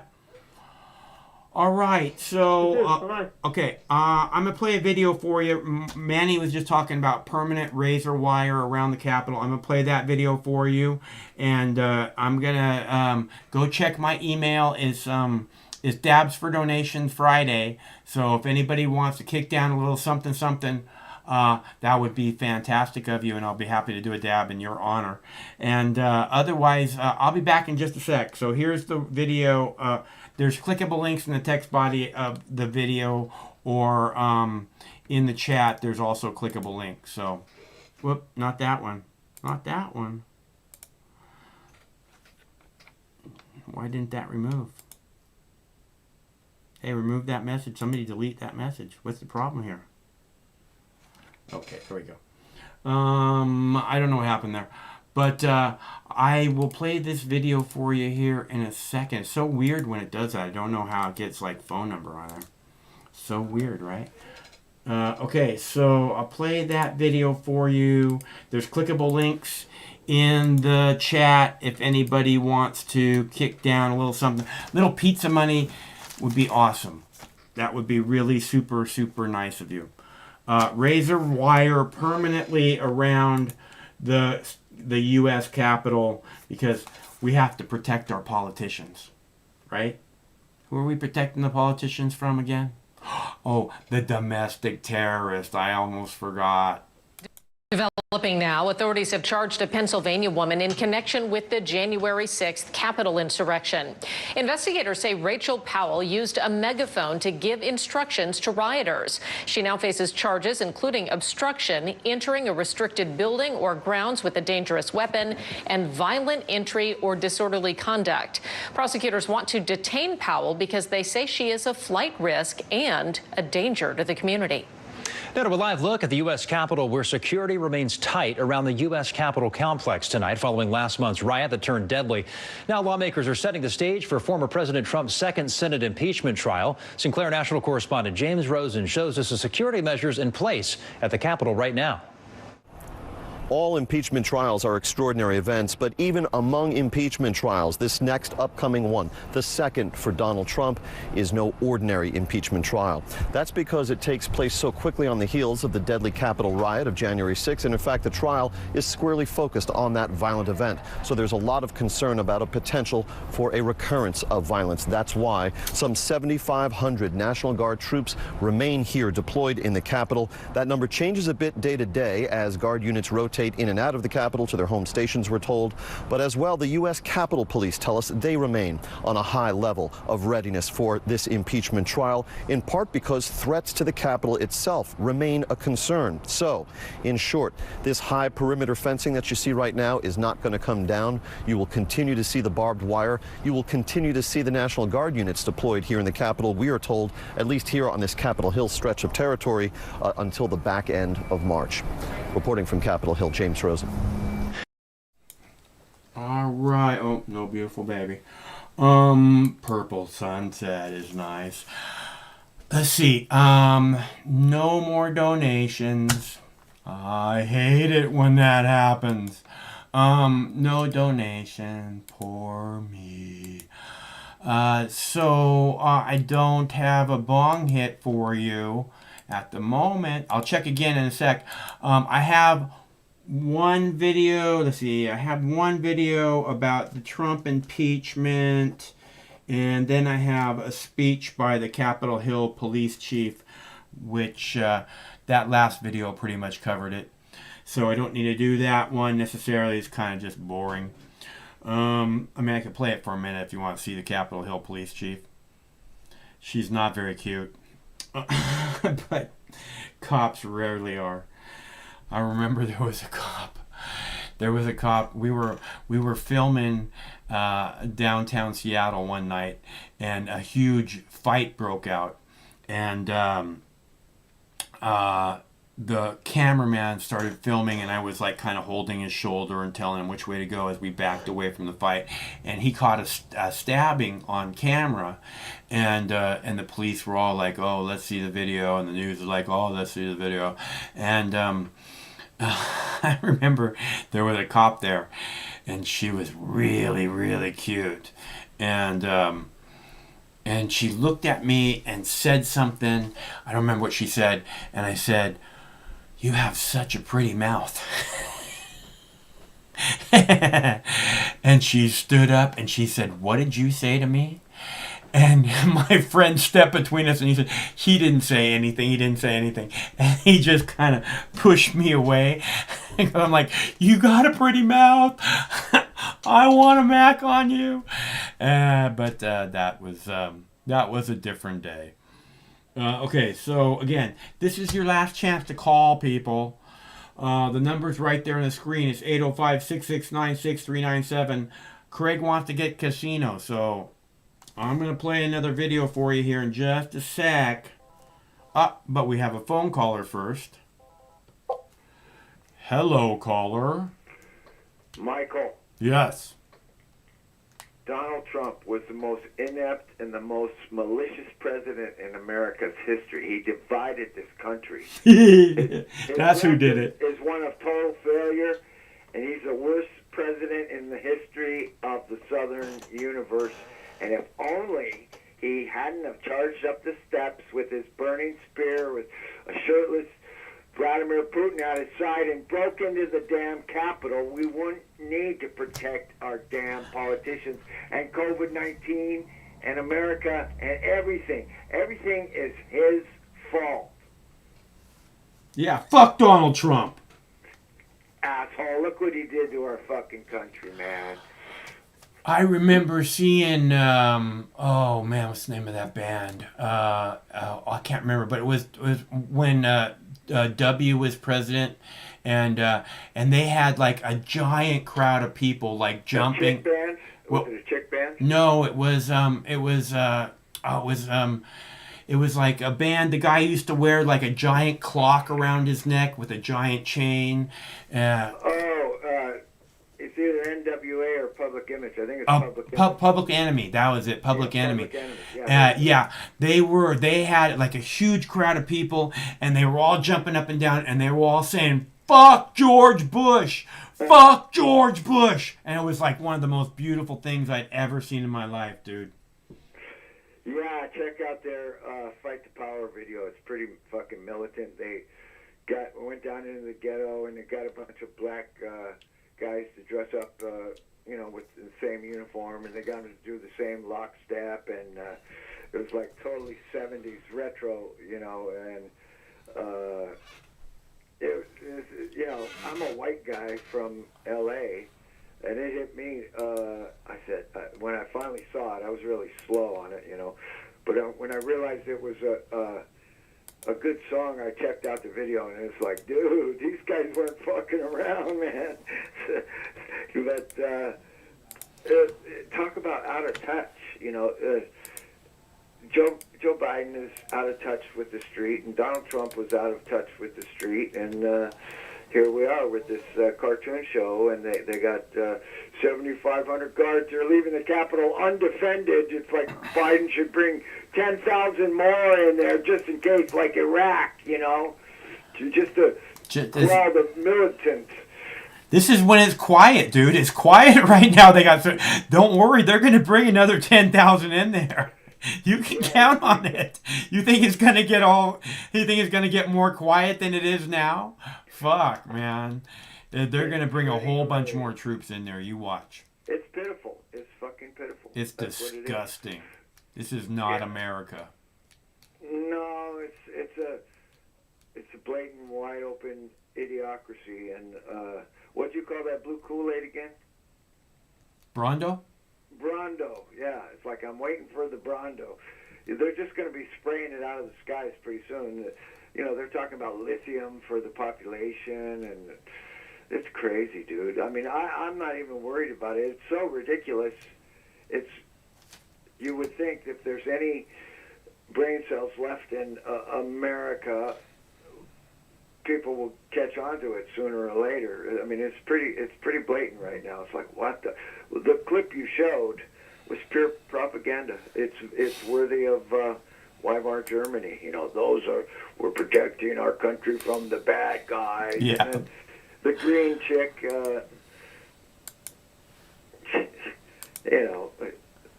I don't think that's ever happened before. I think they might have censured one senator in 1880 because he had 3 mistresses or something like that. But other than that, it's never happened. Not for speech. Yeah. So it's stupid. It's stupid. I think it's really bigger than that. I think that they're basically setting precedent on what is acceptable speech in America and what isn't. I mean, if a duly elected official isn't able to challenge the official story, then who is, right? It's certainly not you or I. And that's what I see happening. And I'm wondering what's going to happen with all those lawsuits against America's Mayor Rudy Giuliani. It's like, I mean, aren't those companies actually opening themselves up to examination by filing lawsuits against him? Is he not going to respond? Yeah, he's going to respond, and he's going to bring in all the evidence that he had before just after the election, before the verdict was determined that Donald Trump is the enemy, and we have to protect America and impeach him, and everybody's a terrorist who agrees with him, including fucking you and me, I guess, so fuck. I'm telling you, they're going to make anybody waving an American flag a terrorist. That's what I see happening. It's really strange. It used to be 5 years ago, you could drive through your countryside and your towns, and you see American flags out, and you go, oh, some old curmudgeon must live there, a World War II vet or Vietnam vet or something. Nowadays, if you drive down your street and you see somebody brave enough to put an American flag out, they're pretty much a Trump supporter.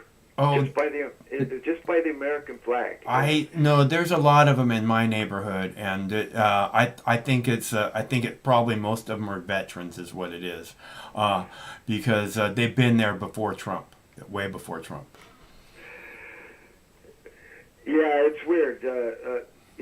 people get criticized for burning the American flag, and now they get criticized for waving the American flag. It's you can't win for losing. It's pretty fucking whack, the situation we're in. But you know, what can you do except try to stay on top of it? Because you know, they're coming after our money. They want to digitize. Everybody have a digitized wallet, and I stay away from all the self-checkouts, and I make as little purchases on with my card as I possibly can. Everything's cash.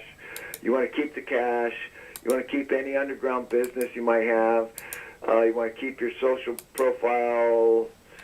I mean, it's pretty much what it is, but just don't draw attention to yourself too much. And don't take the vaccine. I mean, this is all part of the, you know, the vaccine is interacting in unknown ways with the actual disease.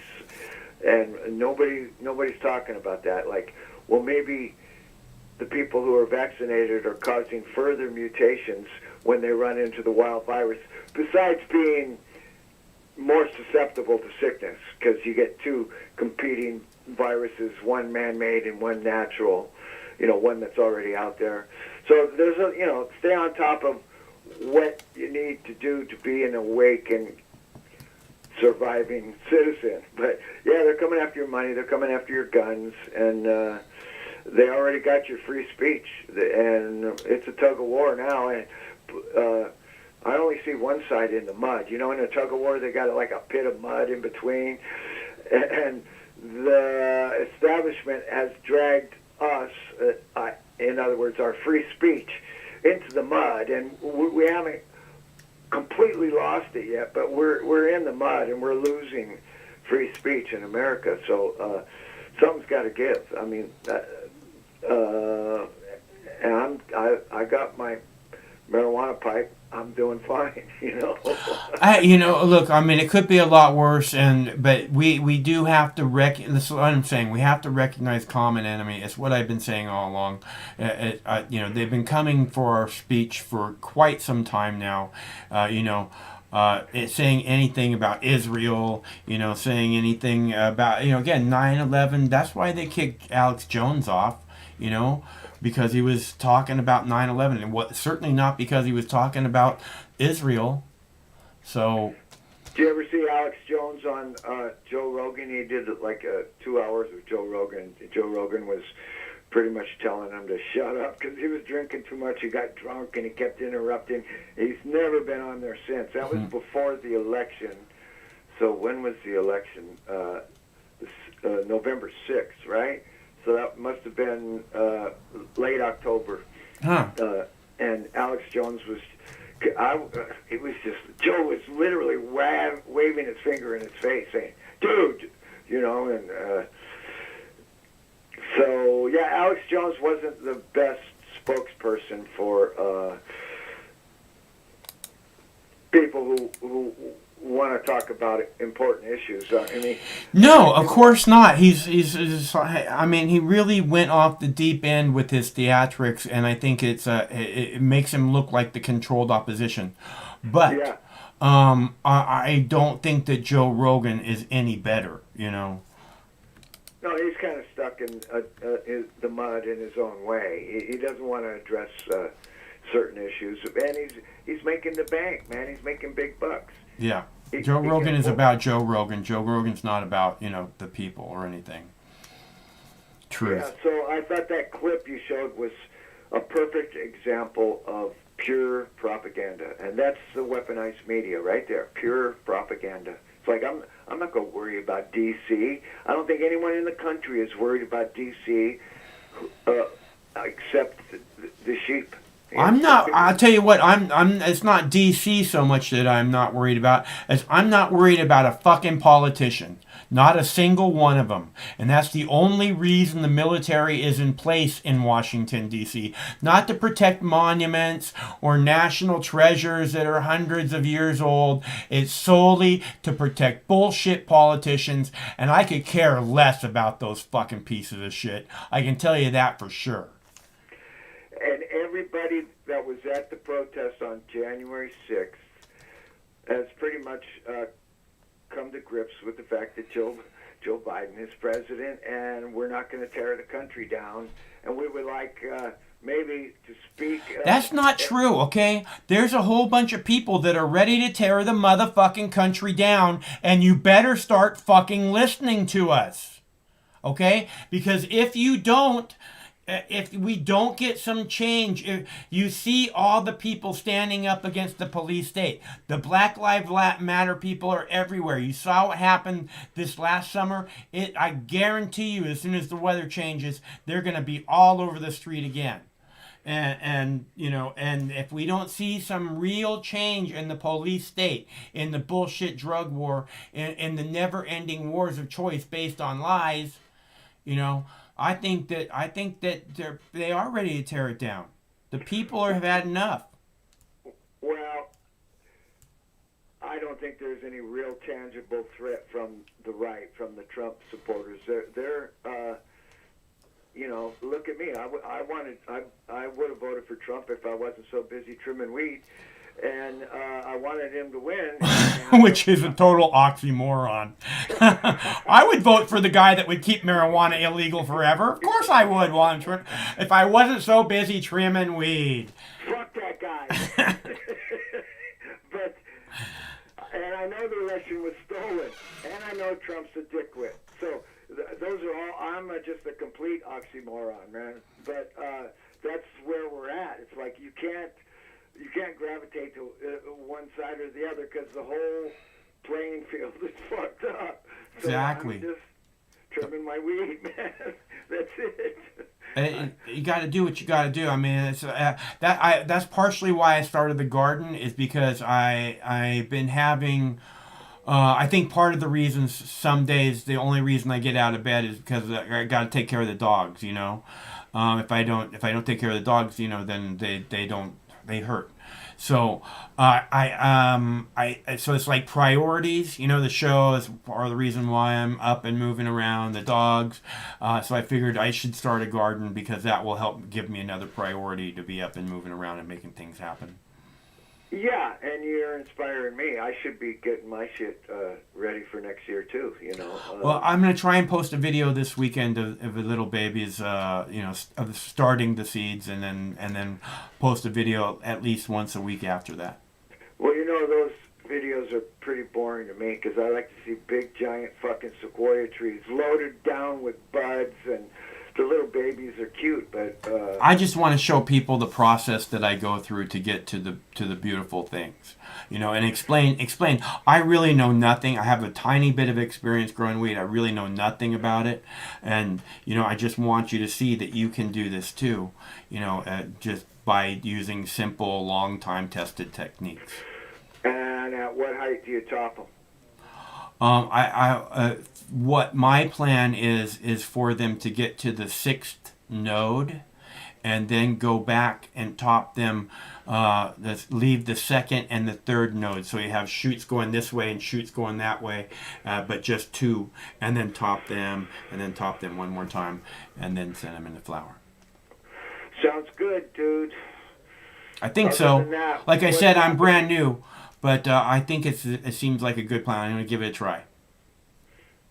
Yeah, man. That's the excitement, is when they start, you know, start walking. The toddlers are, you know, it's nice. It's when you see purple in your stem, you can tell that's a really healthy plant. By the way. And, cool. Yeah, purple or red in the stem. That's exceptionally healthy. It's like a vein, you know. You can see it underneath the green of the. Yeah. No, I know what you're talking about. Yeah.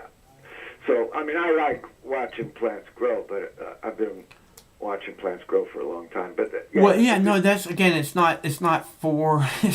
I'm just doing it to show people how I did what. See, I don't want to get to where, oh, look at the beautiful flowers I grew, and then there's no documenting of how I grew it. You know, I mean, it's nice and all that you grew beautiful flowers, but how did you do it? And I thought it would be, you know, might actually, again, inspire some people and help them, because a lot of people would love to grow marijuana, but they're just afraid that it's too complicated. You know, nobody ever taught them how to grow a carrot when they were a kid or whatever, you know. So and you can stick those clips together, you know, like 1 week apart, and you could show the whole process. yeah. Yeah, I'm hoping that honestly what I'm hoping that I can do is as I go through it and get to the end of the process that I'll be able to kind of almost actually separate each plant when I'm talking about each plant and go, here's the you know, the train wreck on day 35. Here's the train wreck on day 50. That's actually So I can make a separate so I can make a separate video just for that one strain. I wouldn't give up on number 6 if I was you. Just I haven't given up on it. yeah, make sure it's warm. That's all. Oh yeah, it's warm. It's sitting on a heating pad, it's with the humidity dome. Cool. Yeah, baby. What else is happening in America? What did I miss? Craig wants to go to casino. Did you miss that part? I missed that part. There's a new casino. Craig wants to go there. So. So, unless you got something else that you wanted to talk about, that's where we got to head. Well, I just saw Rain Man the other day. Oh, yeah, he loves that movie. He does an amazing Rain Man imitation. Craig does. I'm an excellent driver. He is an excellent driver. I tell him that all the time. And then Rain Man blows a $3,000 bet on the wheel that goes round and round. I forget what you call that. Wheel of Fortune. Wheel of Fortune. Yeah, he bets on 20 and it didn't land. So he wasn't really, you know, he was good at counting cards. And well, I bet you if he had stood and watched that wheel spin 100 times and then walk up to it, he probably would have had a much better idea of where to put that money. Yeah, weird, trippy movie. All right, man. I'll let you go and have a good weekend. Okay, thanks for calling. It's good to hear from you. Take care. See you, guy. All right, so I have one video left. You have a phone caller? Okay, I have one video left. If you guys want to call, this is going to be your last chance. And I'm going to go check to see if I owe anybody a donation, a dab. Please call or please leave a donation or both. That would be awesome. All right, switching gears, we got a live view of the U.S. Capitol tonight where Donald Trump's second impeachment trial is scheduled to start next Tuesday. The Senate will host that trial. It's expected to last 3 to 4 days. Former President Donald Trump faces a charge of incitement of insurrection, accused of triggering the siege on the Capitol last month. And we're learning tonight just how divided the country is over this trial. An Associated Press poll finds that 47% of Americans believe the Senate should vote to convict former President Trump. Another 40% say he should not be convicted, while 12% just aren't sure. Well, there's also some lingering division in the House chambers. Republican Congresswoman Marjorie Taylor Greene was removed from 2 committees for her controversial comments and conspiracy theories online. Well, now the freshman lawmaker is speaking out about her future in D.C. Here's Q13's Lauren Blanchard with the latest. I'm fine with being kicked off of my committees because it'd be a waste of my time. Representative Marjorie Taylor Greene was removed from her 2 House committee assignments during a vote on Thursday. She says it's more of a gift than a punishment for her past statements embracing dangerous conspiracy theories and supporting violence on social media. Even so, she has apologized for what she said were offensive comments. I'm sorry for saying all those things that are wrong and offensive. And I sincerely mean that. Still, 11 of her GOP colleagues voted against her, but the majority of her party has stayed by her side.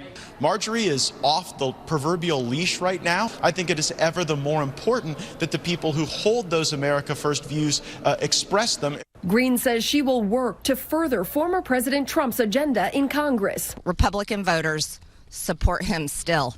The party is his. It doesn't belong to anybody else. This as the Senate is gearing up for his second impeachment trial on Tuesday. While many Senate Republicans hope to move on quickly, others say the trial is important, especially in light of Representative Greene's defiance as the Republican Party continues to fight between the establishment and pro-Trump policies. Personality cults aren't conservative. Conspiracy theories aren't conservative. Lying that an election has been stolen, it's not conservative. Acting like politics is a religion it isn't conservative. Representative Green has been fundraising off her controversy in Congress, and it's paying off. She's reported almost $200,000 in donations in just the last few days. In Washington, D.C., Lauren Blanchard, Q13 News. Washington's 10 representatives all voted along party lines for the measure that ultimately removed Representative Green from her committees, with all 3 Republicans voting not to remove her. Another Washington man has been arrested and charged for his participation in last month's Capitol Hill riots. Prosecutors charged Jeffrey Grace of Battleground today for entering the Capitol building. The 61-year-old made his first appearance in Portland yesterday and could face a year in prison if convicted. And this comes after 30-year-old Ethan Nordine of Auburn was arrested and charged in federal court earlier this week. Prosecutors say Nordine marched at the front of a group of Proud Boys shortly before the riot began. If convicted on both of his charges, he faces up to 30 years in prison. All right, I owe Pete, our good buddy Pete, a big fat dab. Thanks so much, Pete. I'm not going to casino, but thanks so much. Pete wants me to go casino and gamble. I'm not going to casino. I can't. I feel bad when I throw money away at casino. And I don't want to feel bad. And I kind of feel stupid too. No offense to anybody, but I don't like feeling that way. So I can't go to casino. But Craig has another idea. He says I should buy some more DOGs. Wilco sent me $10 for DOGs the other day. He's like, you buy these DOGs and you sit on them. You just keep them. You don't just forget you even have them. You go buy these DOGs right now. So Craig says I should take your $30 and buy DOGs. But I was thinking more like chicken. We'll see. Little chicken for the barbecue.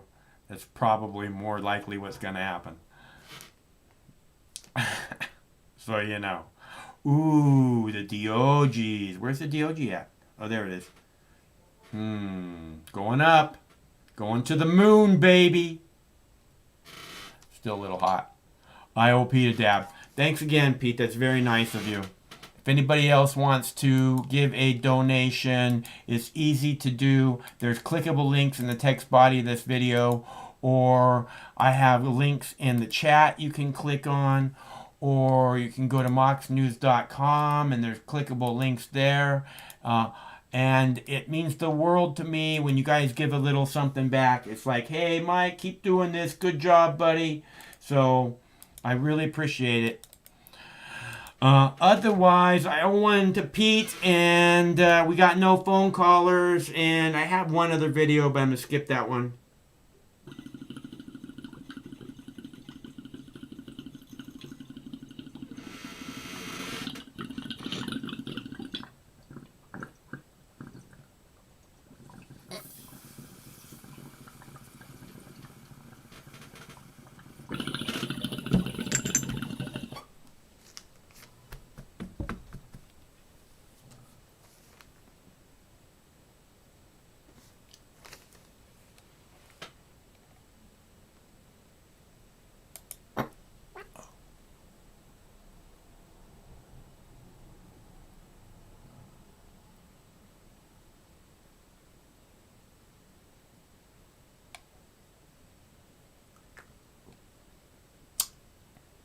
Thanks, Pete. That was very nice of you. Oh, that was tasty. That's some pretty good stuff, man. I'll tell you what. Boy, howdy. That's some pretty tasty stuff. That is some pretty tasty stuff, baby. Making my mouth water a little bit. Let me see. Ooh, little cup of tea. And is that it? All right. I guess that's it, you guys. Thanks so much for tuning in. We do this every Monday through Friday at 7 p.m. Pacific time, which means we'll be back on Monday. Same Mox time, same Mox channel. Until then, stay cool, because one of these days, this war is going to end. Stay cool till then.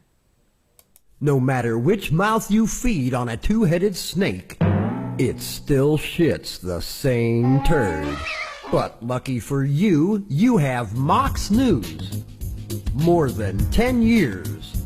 More than 60,000 videos. Mox News has been filtering the nonsense and illuminating the bullshit from your mainstream media. Turn off your TV and turn on to Mox News. For over a decade, documenting the socio-political events that have etched and carved the pathways that define today's modern mess, Mox News has been providing clarity while faithfully bringing you today's relevant stories 100% commercial-free and subscription-free. And just like Lady Liberty vows to remain free. But at this time, we're asking you for your help, your patronage, and your support to keep the lights on and the videos rolling. For less than 17 cents per day, you can become a basic subscriber, knowing that your donation is truly making a difference that will help continue bringing the news stories that make a difference in your life. Turn on, tune in, and drop a couple dimes today by clicking the link below or visiting moxnews.com and show your support at any level. From a single one-time donation or dedicated monthly subscriber, do it now in less than 2 minutes. All donations are safe, securely processed, and verified using PayPal, Visa, MasterCard, American Express, or Discover Card. As always, we're sure you'll find something of interest each and every day. This holiday season, give the gift of Mox. moxnews.com.